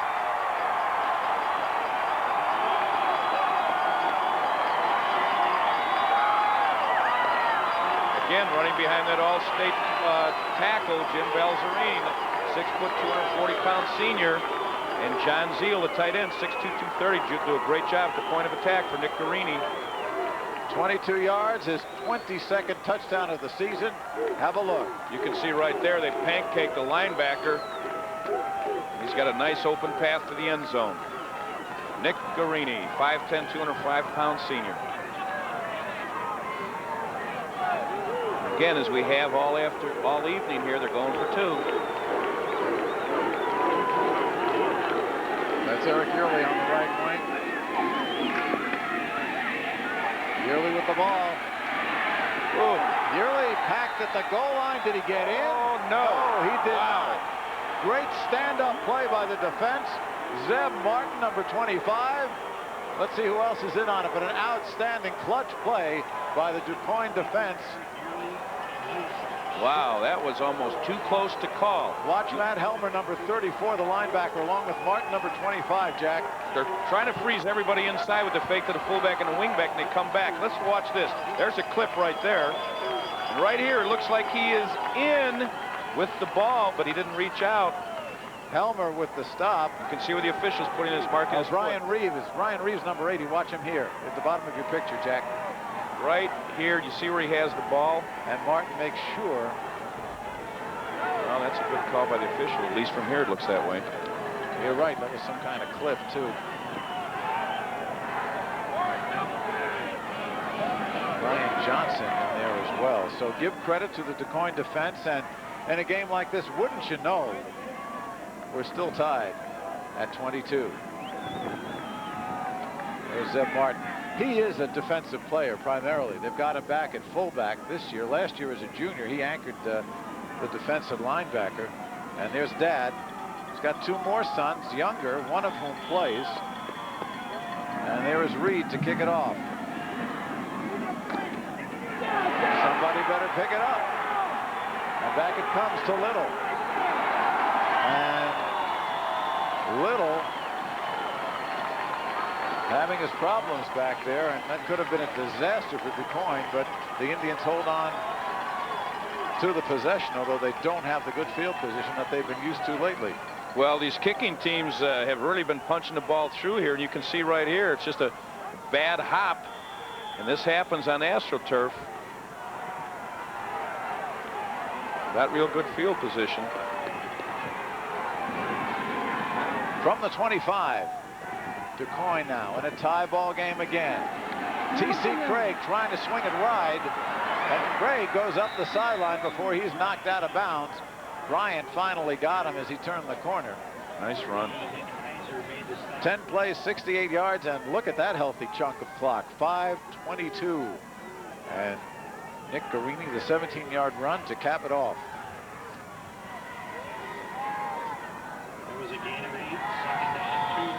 Jared Willie, just a junior, 16 years old, showing lots of good leadership here. He's got his team 2nd and 8 on the 32.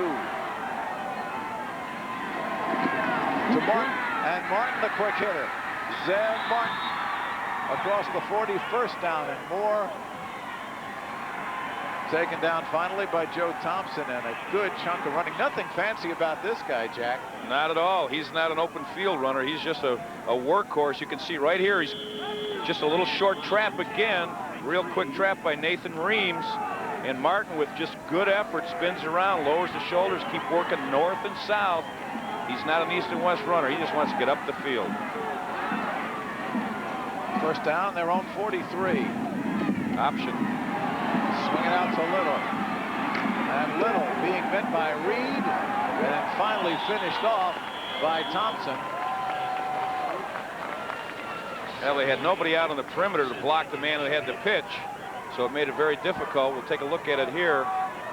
Just to fit a little counter option coming back. You can see almost everybody's taken. The man is supposed to take the pitch man. There's 2 people on him. Little was very fortunate to get back to the line of scrimmage. Ray Actis finishing off what Joe Thompson started. Pickup of 2, 2nd and 8. Ends in tight. Standard wishbone formation. Back to throw it. Got a man wide open. Willie looking for Elder, and right between the hands of Ryan Elder. Brian on the coverage along with Jeff Turgoletti, but Elder again had that one in his grasp. He had dropped one earlier, and that was a tough play, but sure Ryan feels he should have caught it. This was a great throw here by Jarrett Willie. You see, it's not much of a play-action fake, but he puts the ball right on the money right here, and you can see Ryan Elder. It's kind of a post route coming right in here. That's an excellent throw. Excellent throw. Right on the numbers. 40 yards in the air. Oh! So 3rd and 8 with the single back. Halfback in the slot, 3 receivers right. And they go on the handoff to Marino DeMarie, and he will be short. He's about a step away from breaking that right at the last there. Could it be we're going to see a punt? Well, I think what they want to do is punt him down in the hole. But they're showing pass to one side, and they're coming back with a little short trap to the other side. And right there, had that tackle not been made, he's off to the races for more than just a first down. Well, Bryant and Heiser go deep, anticipating a punt from Ryan Summers. Final minute of the 3rd quarter. That tells the story. We've got some kind of football game for you. Hope you're enjoying this one. And we'll get a timeout here. We're short. Taken. Al Martin's coming across, maybe to check with his team. Now they're short a man, but the other part of this too is when you get in this formation down here, they're not going to lose a lot as far as field position. Not a lot. I mean, they do, I'm sure, have punt fakes in, and depending on what the lineman is by the defense, they could end up going with the fake. But then again, at this stage of the game, you might just say, let's just punt them down in the hole. Well, Summers got a 35-yard average, and if they do that from here, that would do exactly what you were saying. Put them, you know, inside their own 20, all things being equal, which they rarely are. And at this point, everything has been equal. Yeah, they're both running the ball real well. That's true. And they're spotting the passing. Here we go. Here's somebody right from Central Casting, and obviously a I don't know.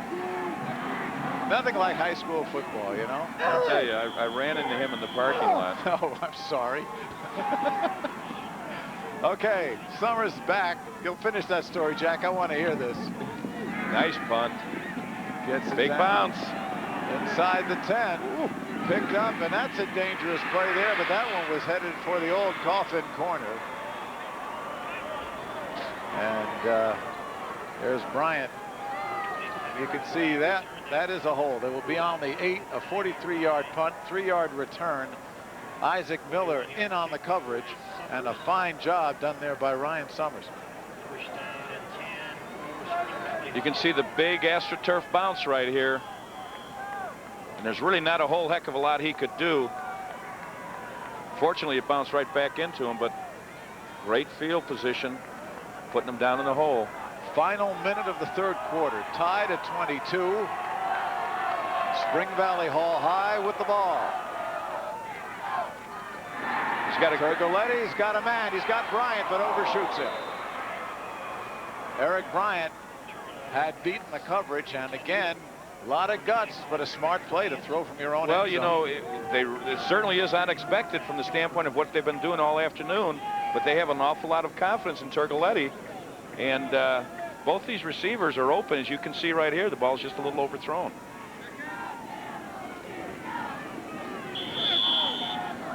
Turcoletti only 2 for 5, 43 yards. During the season, he's had a better average than that, completing 45 of 82 for 700 yards and 7 touchdowns. It's Jared Willie, his opposite number with 2 TD passes. That's the story. Here's brother Josh, and Josh gets across the 10. Zeb Martin stopping him, and it'll be a 3rd and long. Now, this is a team, I don't want to try to anticipate anything, but I don't think so, Mike. This is a team that went 4th and 2 from its own 25 in a playoff game earlier. It's not going to happen tonight. If they don't get, they're going to be punting the ball if they don't get close on this. There's no way the way DuQuoin has been moving the football, they're going to give him the football this close to the end zone. Well, we'll have to wait a timeout to see, because that is the end of the 3rd quarter. We've got 12 minutes coming up. We can say that unequivocally, because they will change sides, come back up the field now. Both teams tied at 22.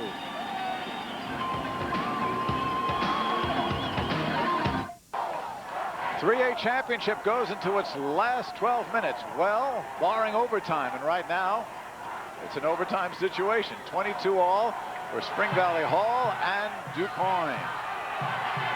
Hall with a 3rd and 6 from its own 13. Josh Turcoletti in motion. Again, it's Jeff Turcoletti trying to turn it up, and he will be well short. Now, this sets up what you wanted to talk about, Mike. I wanted to talk about the idea that these guys have gone 4th down deep in their own territory.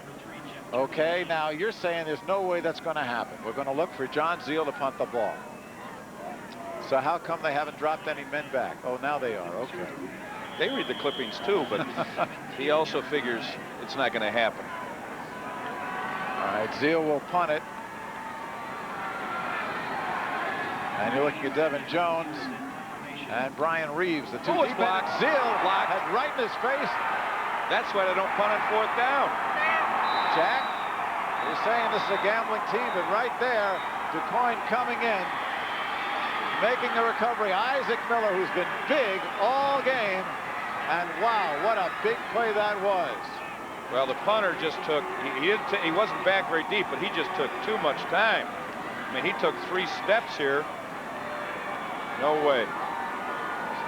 See who actually blocked it for DuQuoin. Looks like Rick Schneider, alignment, number 59, and Isaac Miller falling on the ball. So from the 5, DuQuoin in great shape right here. They give it to Zeb Martin, and Martin is wrapped up quickly by number 55, Jim Balzarine. What a turnaround for a ball game like this to have something like that happen. Well, you know there's got to be some big play that someone makes in a game like this.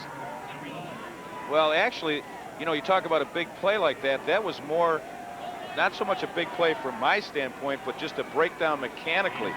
He just took too long to get the ball off from that deep in his territory. I mean, he looked like he was posing for pictures. DeMarie, Martin, Little, the 3 backs, straight across. And look out, DeMarie got nothing. Joe Thompson made the stop on Marino DeMarie. Well, they know they've got to do it here. Again, great penetration right there. Joe Thompson just coming in from behind. Well, Ryan Summers was kicking field goals in practice. He has not attempted one this year. And on 3rd and 5, DuQuoin hopes they won't need to call on it. Big splits down here by both tackles. Again, they use the bigger bodies, and they give it to DeMarie, and DeMarie will be stopped short again. Heiser putting the brakes on that with Zeal. And with Zeal. That was almost a dead giveaway as to where that play was going. They had the tackle split out, which took the defensive people out of there, and they were just running the fullback right up the gut here. And good job by filling here by the linebackers and by John Zeal. Ball just outside the 3-yard line. There is Al Martin. And decisions. And gonna kick it. They will try it. Ryan Summers, his first field goal attempt from the 11-yard line, so it's a 21-yard field goal. Summers dead on. Oh, he made it. And it's up, it's good. First time might as well be the best time. So Ryan Summers with a clutch kick after a clutch punt. So Ryan Summers is doing the job right here for DuQuoin. 8 minutes, 59 seconds. The Indians have gone out ahead, 25-22. Stay right there. I know you will. We'll be back.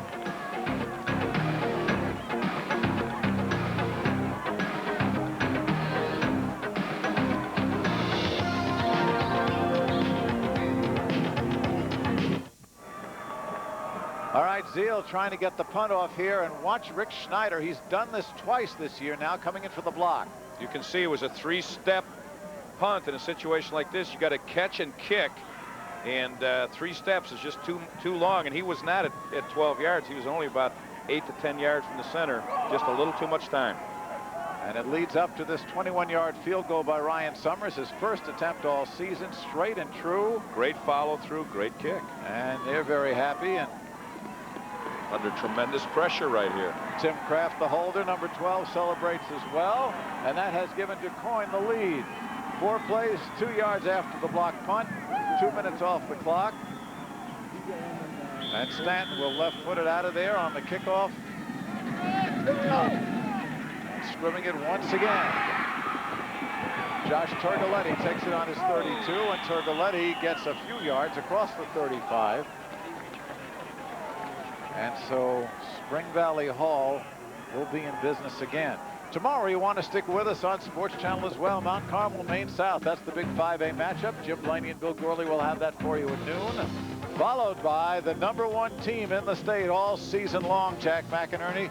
Can they complete an undefeated season? Naperville Central going against Wheaton Warrenville South. For the second time this year out of the same conference. And the 4A game will be coming up next.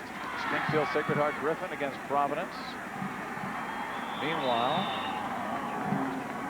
Hall with Guarini trying to get moving here, and Martin and Miller combining on the stops for DuQuoin.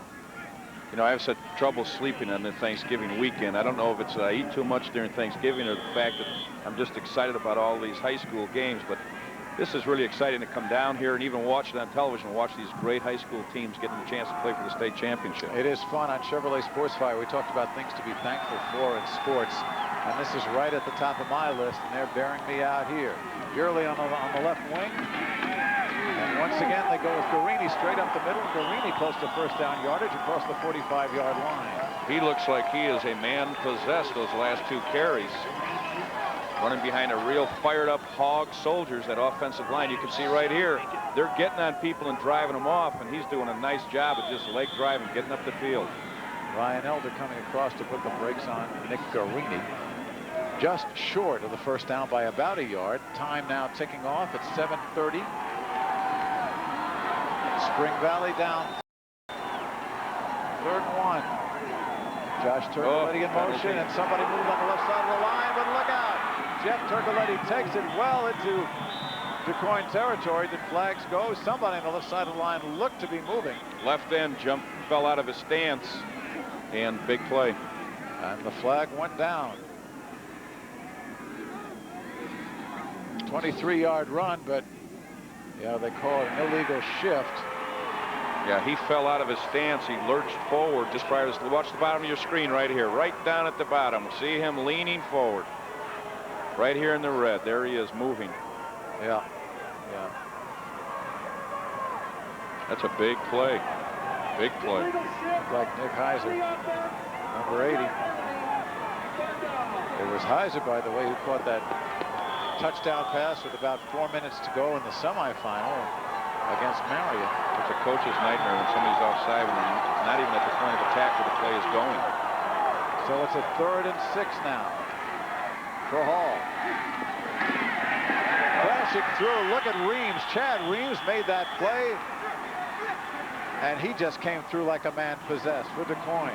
What a play by Chad Reams, the sophomore. Watch him. He comes right in the B gap here, just fires in that seam, goes right by the fullback, makes a nice play on the quarterback. Looks like Guarini looked back and gave him a look out, And that's not going to get it done. Nope, it sure isn't. That's his man to pick up on that play, too. All right, Zeal is going to punt it again. Last time he had it blocked. Devin Jones going back with Brian Reeves in double coverage. Moves it more quickly, but again it's blocked.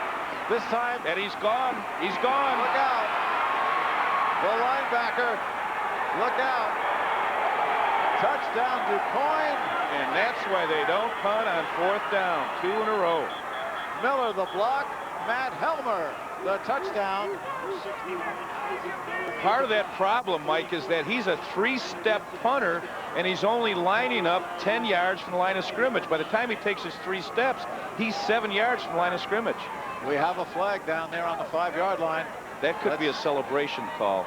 Let's see. Primary signal is clipping against DuQuoin. A clip against DuQuoin. We missed that. We heard from Steve Adams, the public address announced the preliminary signal. Let's go over here with George Lorenz. Hear what he says.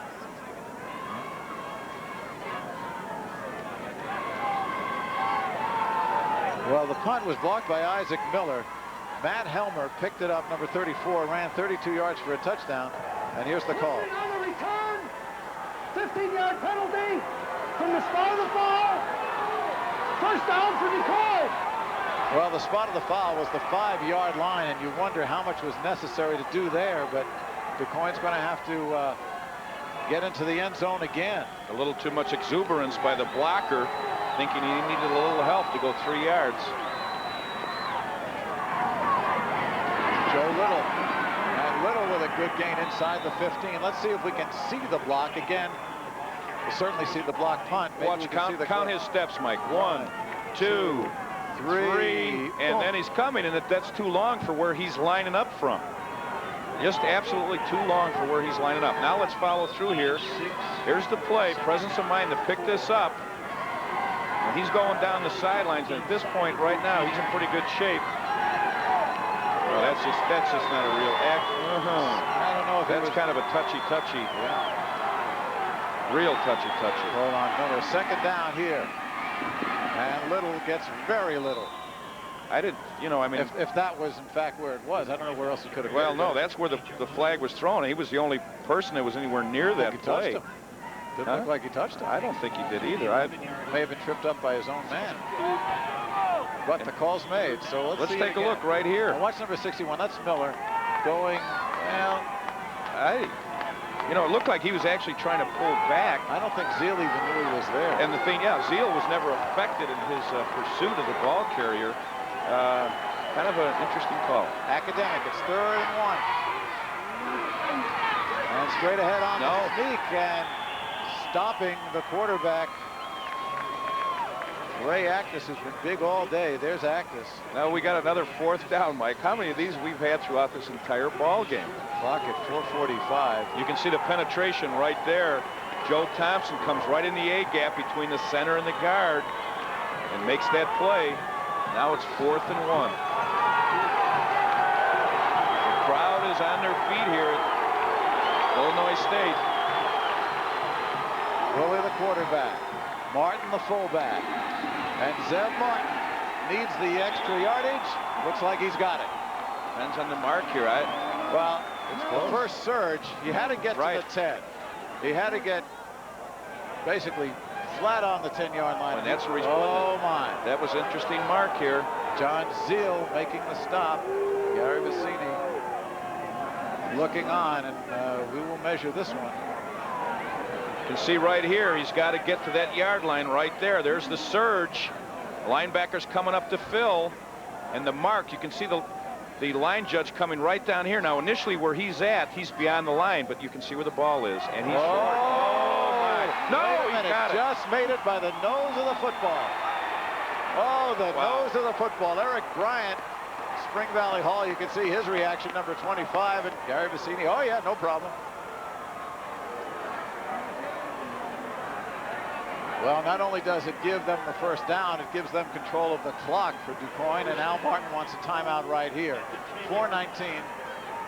Martin wants a timeout.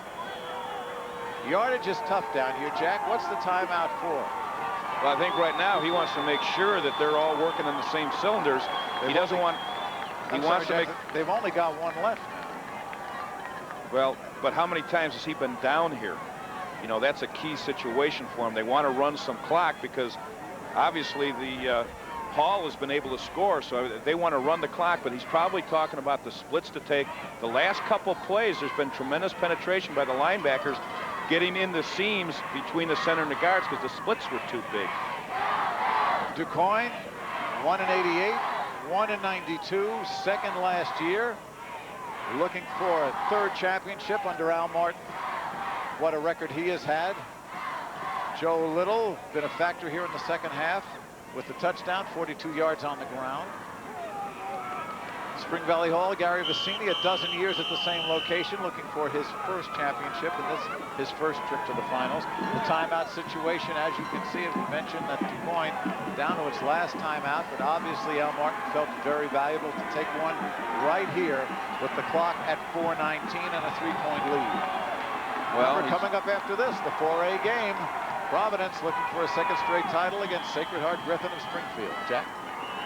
Well, it's going to be interesting here, the ball control and the selection of plays that they have down here. Classic wishbone. T.C. Craig, who's been out of the lineup. Craig gets down to the 8.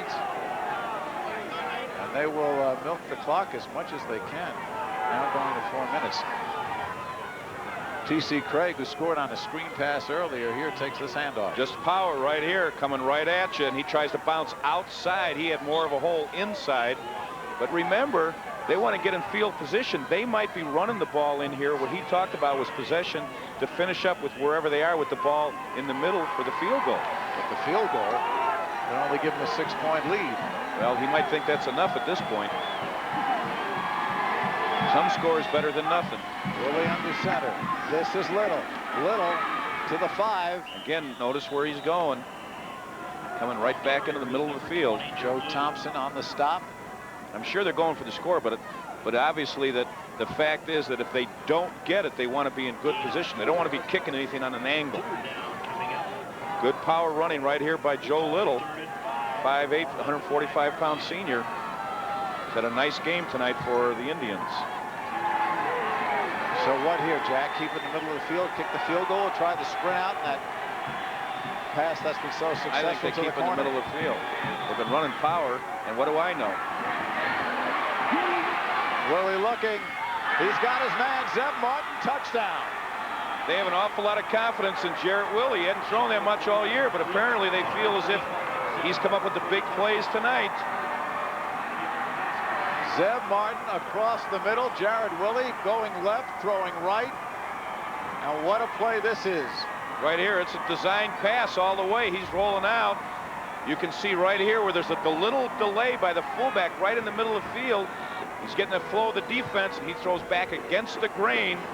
Right there, there's the coach's son. He had Ryan Elder there right behind him, too. Here's the placement by Summer. It is up. It is good. 2:51 to go. DuQuoin has taken command of this one. 32-22. Well, by rolling out, I'm sure that they felt as if they keep the ball in his hands, that he could run it in, or if anything were to happen here, they could still come back to the field goal. But that's all that is the back coming out of the backfield. He snuck through. They got the linebackers flowing to cut off the quarterback, and he threw back against the grain. Zeb Martin, 6'1", 200-pound senior. Big catch. Well, I guess he'll get the extra mashed potatoes at home, huh? Boy, I guess. But the key today has been an unheralded quarterback, junior quarterback, Jarrett Willie. He's put an awful lot of pressure on the defense. 3 touchdown passes. And the ability to get the completions at clutch times. He's thrown them across the middle now. He's thrown them to the corner. And the other part, Mike, he's had 13 games where he's been the quarterback, and he's only thrown 8 touchdown passes in 13 games. He throws 3 tonight. Well, that's why it's the championship. But it really came down, obviously, to the special teams in that punting game. It killed Hall. Stanton bounces this one. And taking it to 37. And down across the 40 goes number 88, Joe Reed. 2:51 still up there, Jack. I think somebody from the Red Devils is in charge of the clock, or they forgot to run. Well, remember, he kicked it. It doesn't start until it's touched. And obviously, the clock man didn't react real quickly to that kick. Okay, Jeff Turgoletti now. Got to make something happen, trailing by 10. And there's the draw to Guarini, and Guarini lots of room. And Guarini down to the 40-yard line of DuQuoin. They have 2 timeouts, Mike. Right here, watch him go beyond and bring it back around. The reason for that is the linebackers will keep on dropping until he goes past the running back. 17-yard run, John Gregory the stop. 7 plays, 20 yards, and the 5-yard touchdown reception by Zeb Martin. 1st and 10. From the DuQuoin 40. Straight drop back. Turgoletti. He's got a man looking open. deep. And he's got Bryant inside the 10. Bryant among 3 defenders making the grab and had to turn around and come back to do it. Well, they doubled coverage on the outside. He came out of the backfield. You see Bryant right there at the bottom of your screen. He's going up the seam. Right on the hash marks, they double cover the outside receiver. He runs inside. It's an excellent throw. A nice catch by Gregory. Excuse me. All around. By Bryant. Yeah, Eric Bryant, 32-yard reception. The ball on the 8-yard line. 1st and goal. Here's Bryant swinging right. Going for the corner. Oh! And what a game, what a touchdown-saving tackle by Devin Jones right there. Jones came up, tripped him up as he was turning the corner. Now, Devin Jones didn't bite on that one. If you remember, that was the touchdown play that Eric Bryant ran in the beginning. Exactly the same play. Tried to dip inside. Watch him try and dip inside to get Devin Jones to be suckered inside. He doesn't fall for it. He maintains his outside leverage. Cuts him off at the pass with a nice ankle-saving tackle. Well, it was Jepson, the right guard, who had to put the block on Devin Jones, and Jones was able to avoid it and trip up Eric Bryant as he was headed for the end zone. So a timeout taken here. There's Al Martin taking his troops and giving them the encouragement. You're just about 2 minutes away, guys. Hang in there. Do it. Got to stop them here. They'll go for 2. Then the onside kick. We got a lot of football left. Oh, yes. Too. It's been a heck of a football game. Interesting how it turned on the 2 block punts. I guess that answers our question. As live always going, but no, John Zeal had punted a lot. He had punted for a 34-yard average. Again, not in this kind of competition to be sure, but they played some pretty tough teams. Al Martin, we told you, 91 victories in 10 years. What's that average to, Jack? 91 victories in 10 years. Good God. I mean, is a guy that good? He's winning 10 a year. There we go. Or 9.1, whichever you prefer. But I was wrong enough. Being a coach, we want to go for 10. And anything over a fraction. That's right. Yeah. There you go. Okay, 2nd down and 3. The ball's on the 3. Guarini close to the goal line. Gotta get this play. Stop. Clock continues to run at 1:42. Ball is just about a football length from the goal. A minute and a half. Jeff Turgoletti over center. Guarini again, touchdown. Okay. 32-28. With a minute 27 to go, Jack, as you said, there is time.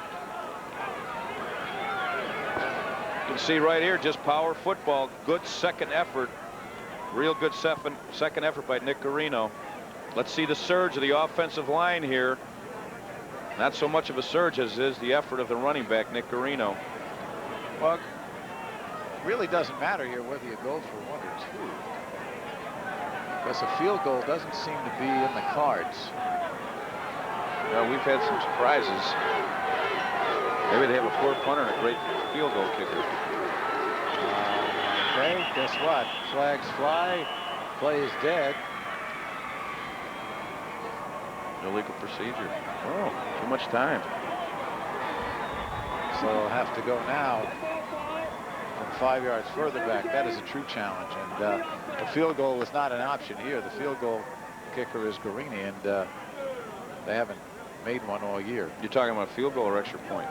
I mean, right now we're looking at, if they go for 2 and make it, we're looking at 32-30. Onside kick. Yeah, and you're looking at a field goal, but again, that has not been a strong Right. part of their offense. Right. And now they will be hard-pressed to convert this too, as they're going to take it back to the 8-yard line. So Heiser splits it left. Eric Yearly in motion. They give it to Garini, and they did this. They did this against Marion, and it worked beautifully just like that. So a 2-point conversion brings the score 32-30 within 2 points. A minute 27 to go. Here's the extra point. Watch the linebacker dropping out. You see the linebacker turn his back, drops out of the play, and he gets number 55, Jim Belzerini, coming down and blocking him, and Eric Bryant. Watch the linebacker. We've got a stun at the top. Middle linebacker drops out. Tom Jepson does a nice job of riding out Sean Dunmeyer there. And we're looking at a barn burner, 32-30, a minute 27 left. Well, Jack, the barn has been on fire since this thing Certainly started. has. It's the longest burning barn, I think, in Bloomington normal history. There's Almard. Now we're checking the hands team. If you look at most of the numbers that are out there right now, you don't see any lineman numbers. They're all 20s, 30s, Anybody 80s. with tape on the hands has a seat on the bench. That's right. So the hands team is out there. There is time. Each team with 1 timeout left.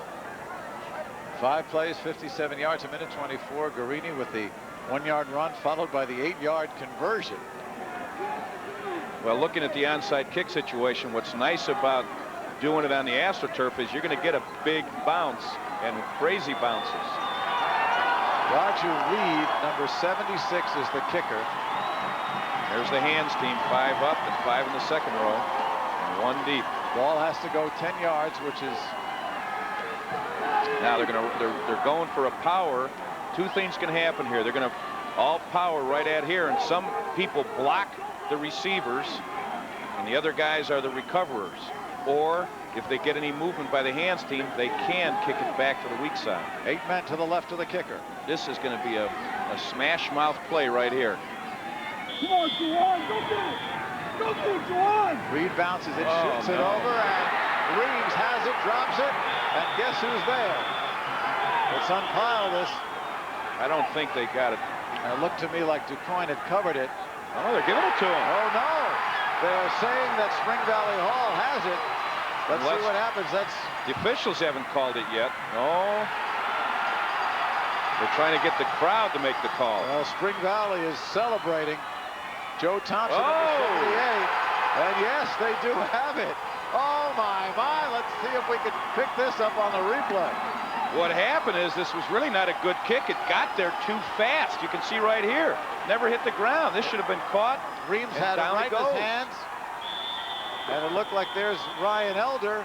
Looked like he had it covered. Right here, he just doesn't catch it. See who snuck in to get it. Eric Bryant. This looks like going for the last plate at the buffet. Clock is running, a minute 5 to go. Receiver split right. He's got him on a post. Got a man. And Heiser, they got a flag. Oh, my. Heiser was open at the 10-yard line. Devin Jones defending. I can't believe it. Now, here's where the high school rule, of course, works to the detriment of the offense because it's only a 15-yard penalty. They will not get the ball inside the 10 where the infraction occurs. A lot of faking. He was really lucky. He steps up, throws, delivers the ball on a post route. You can see right here. Right there's the push. Good call. Ball's right on the money. Now, it was Heiser in the semifinal, as we take a look at this again, who caught a 58-yard touchdown pass to defeat Marion after Marion had gone ahead. That was actually an excellent defensive play. Had he not interfered with him, that was a touchdown. That was a good, smart defensive play right there. He was beat, he knew it, and he interfered. Previous spot. First down. That was and the ball again is still a ways away. It's at the 29-yard line. 55 seconds to go. 1 timeout. It'll be 1st and 10.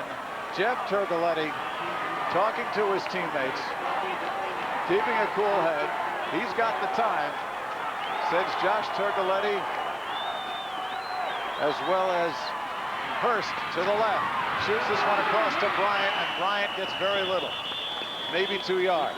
Well, to try to set Matt Helmer almost came up, number 34, and almost picked that off. He read that. Watch him right here as we look at the bottom of the screen. It's just a quick pass. Want it to be a screen, a quick screen. Watch 34 right there. That would have been a big play had he picked that off.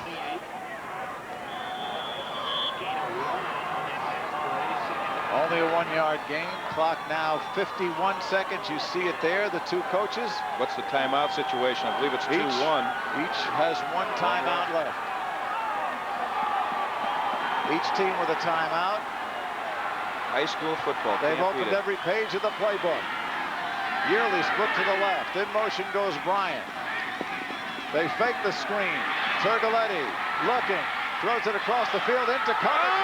I can't believe he caught that. Look at that catch once again. Oh, my. Absolutely incredible. Nick Heiser, Mr. Clutch again. Heiser.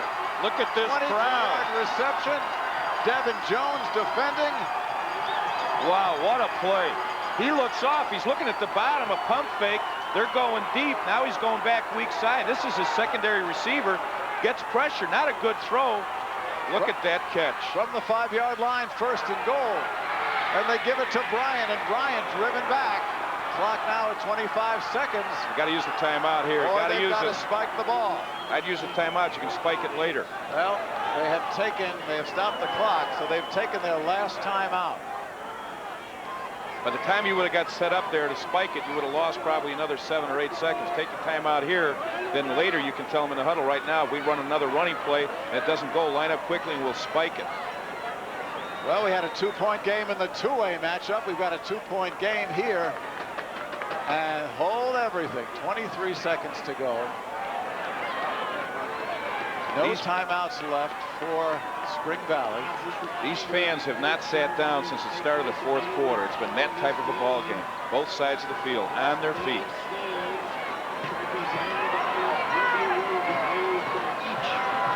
There is the wind.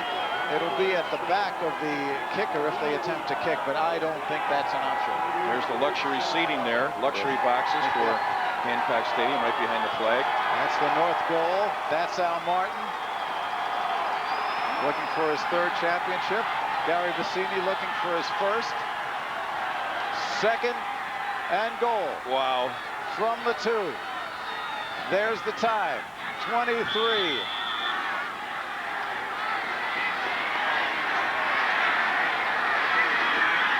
Jeff Turgoletti gives it to his big fullback, Marini. Touchdown for Hall. Nothing fancy, just getting behind that offensive line. Just banging the ball across. Fundamental football. Great job by the offensive line. They've come back from 2 near disastrous blocked punts.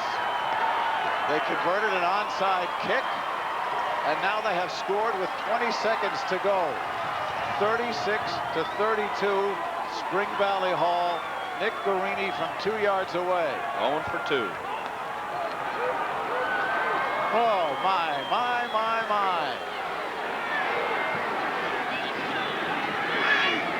Unbalanced line left. Second man through, no adjustment made. Josh Turgoletti, he's got another conversion. 38-32. 20 seconds to go. And Josh Turgoletti is down in the end zone. There's the surge right there. Look at that offensive line. They drove him 3 yards into the end zone, and the back never went down. Nice play by Nick Guerreri. Better job by Hanson, Pinter, Burden, and Jepson. Watch Guarini here. This is the 2-point conversion to Josh Turgoletti, and Josh Turgoletti has a touchdown and now 2 extra point conversions from 2. Well, there's still 20 seconds to go, Jack. As there is Eric Bryant. I don't know how much gas he's got left in his tank, but down on the field, and Bryant is calling for Gary Vicini. Says, hold it, just cool it right now. I think he landed on the football. Got the wind knocked out of him. Coming up right after this, the Class 4A championship. Going to have to go some to beat this one. It's amazing that two teams can play this well under this kind of pressure in this kind of a setting. The state championship, a full house crowd on their feet. It's really truly a credit to both of these coaching staffs and these young men. Great job of high school football being played. There's Turgoletti. Josh Turgoletti seems to be fine walking off the field after converting on the 2-point conversion. Well, Al Martin shuffling through his playbook. Let's see what else he's got. They've thrown everything at both teams from each other. Now, do you remember California on the kickoff? But they're going to get the band? Well, what's going to happen is there are plays where you can throw it, you know, on the kickoff, as long as you're throwing it behind. And those kind of crazy, wild things have happened.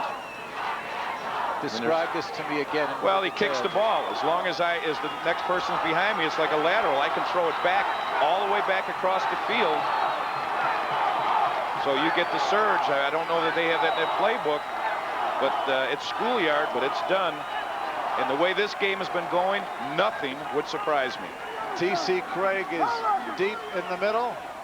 I kick this thing, just punch it right through everybody and let that thing bounce around. And as soon as somebody touches it, that clock is going.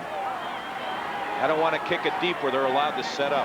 Roger Reed does squib it, and it goes back. Taken at the 35. Clock will stop. And going up across the 40. Tony Jones for DuQuoin. Line up on the ball, fellas. Guarini made the play. So here we go. Jared Willey, who has been no less than wizardous or full of wizardry. I can't just coin words that way. There's that last time out. Kind of surprised there wasn't a play called on the sidelines, so they wouldn't have to use a timeout here, because they knew that the clock wouldn't run until those chains were reset. Well, they need a touchdown and an extra point to win, a touchdown to tie. Now, the officials called a timeout for DuQuoin, but I didn't think that they had any. Oh, they had one left. They had one left, but they didn't really use it here. As far as they just did it to stop the clock, they could have done that. Kind of interesting. Clock is running. No, it's stopped now at 16 seconds. Willie sprints it out. Looks for Brian Reeves, number 80, looking for Elder 84. Double coverage back there with Jeff Turgoletti and Bryant. Ball is out of bounds. 9 seconds to go.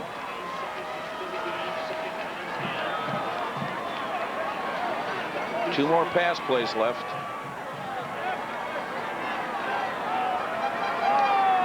Now you can see right here, that's not a real good defensive play by that cornerback, rocking back there on his heels. He shouldn't let anybody get that close under these circumstances, and he's on his heels. Quickly, Spring Valley Hall calls Guarini off the field. We're going to see a double pass back of some kind here. Nope. 4 receivers out. Middle screen. On. They throw the middle screen. T.C. Craig, he's got to go outside. 2 seconds, 1 second. No time left. That will do it. T.C. Craig gets inside the 35-yard line, but time has run out on DuQuoin, and there, Spring Valley Hall celebrates. Great football game.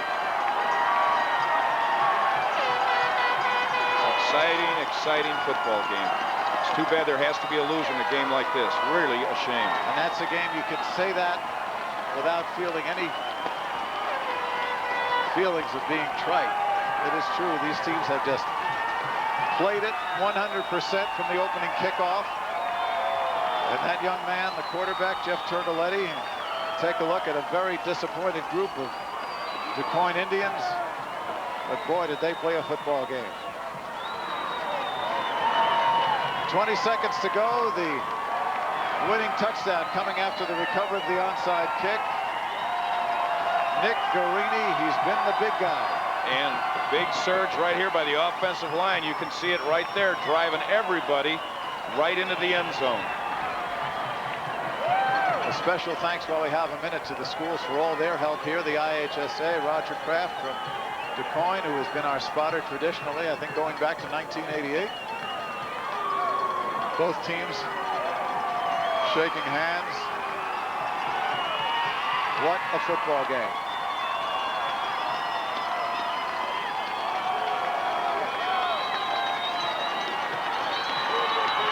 Well, it really did come down to who had the ball last. What an incredible finish. DuQuoin had the... Yes, they certainly did. Every emotion that you can imagine is here, of disbelief by some people, shock and disbelief, tears of joy, tears of disappointment. They had a 10-point lead with, I believe, under 5 minutes to go. Al Martin talking to his team. Al Martin finishing second now for the second year in a row. You can see he's very emotional right there. Obviously letting the kids know that they're not a loser. Just ran out of time.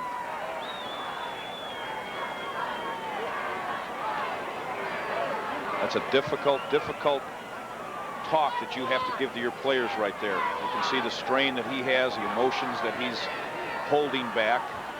You can see the players behind him obviously distraught. Everyone will remember this for a long, long time. Probably no one feels worse about it than Al Martin, but he's giving it one for the Gipper right there. And on the other side, the red, white, and black, the Red Devils, boy, have they put together a finish.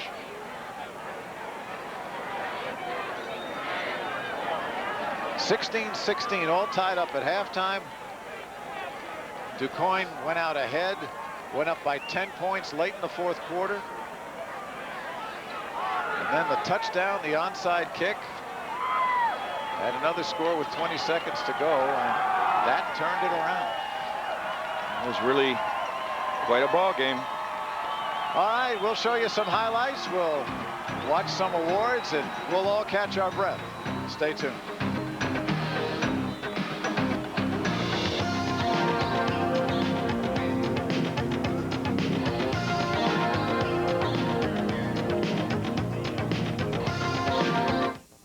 What's that book, Waiting to Exhale? Everybody is just trying to catch his or her breath after this incredible finish. 38-32, Hall High of Spring Valley over DuQuoin. DuQuoin there on the stand, receiving the second place trophy, which of course right now nobody wants over there, but it is quite an achievement. Second year in a row that DuQuoin has come in to the final game and finished second, and I don't think too many teams can make that statement. No, they can't, but right now that's a little hard to digest for them.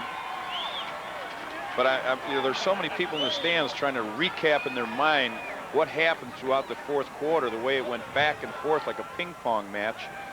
And of course, we're fortunate to have the replay and be able to recap all of that. The people in the stands are just trying to talk back and forth. You remember this? Do you remember that? Remember that pass? Do you remember this fumble?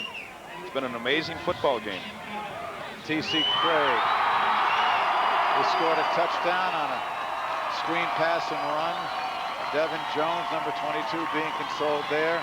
And there is somebody who is thrilled and relieved, number 85, again, John Zeal, who's excellent tight end and the punter, and didn't have to punt until the fourth quarter, and punted twice, had both of them sent back in his face, and seemed to be wearing the goat's horns until the last minute, last second heroics. Well, as we say, when this story is retold to his children 20, 25 years from now, he will not even probably have punted. It'll be just a memory. Jack, it's just been an absolutely wonderful game. Great to watch. Great to have the privilege of watching, and we hope you've enjoyed it out there. Gary Vicini getting his congratulations there. Jeff Turgoletti, the quarterback, next to him. There's Nick Garini, scored the winning touchdown. Yes, you are number one. Oh, you Red Devils, you. A long way back to August 9th when they first started practice in 90-degree weather. It was miserable those first 2-3 weeks of early practice. And now it's all culminated here on a very cold night in Bloomington. There's Jim Balzarine.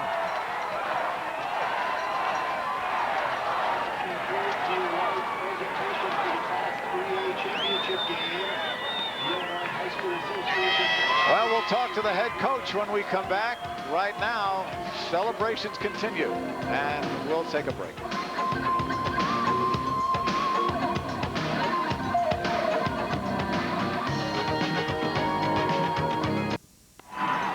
38-32, that's the final score. It was a tie at halftime.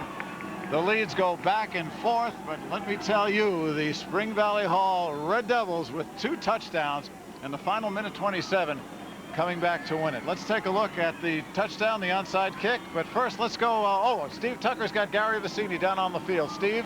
Gary, I think the whole crowd's at a loss for words.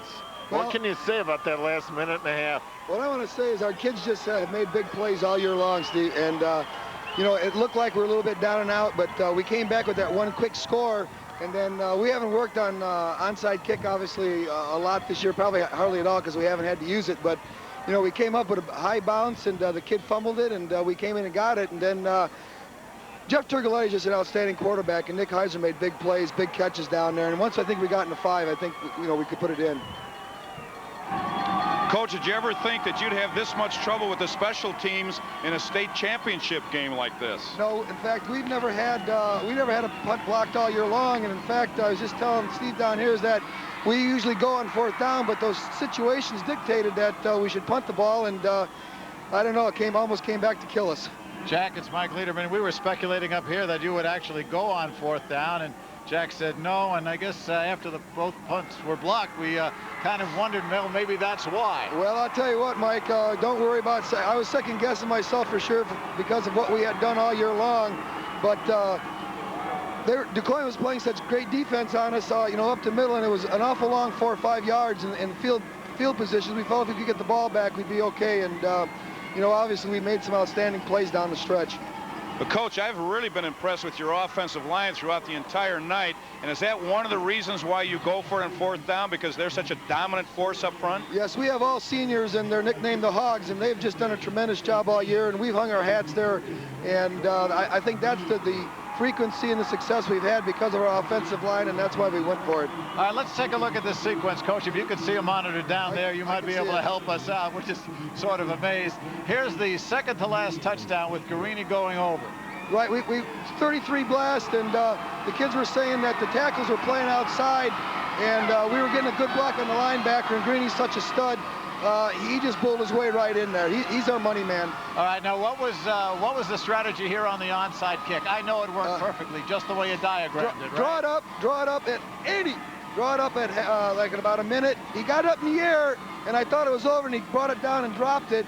And then we just had a ton of kids in there, and Eric Bryan, our best defensive back, got in there and recovered it.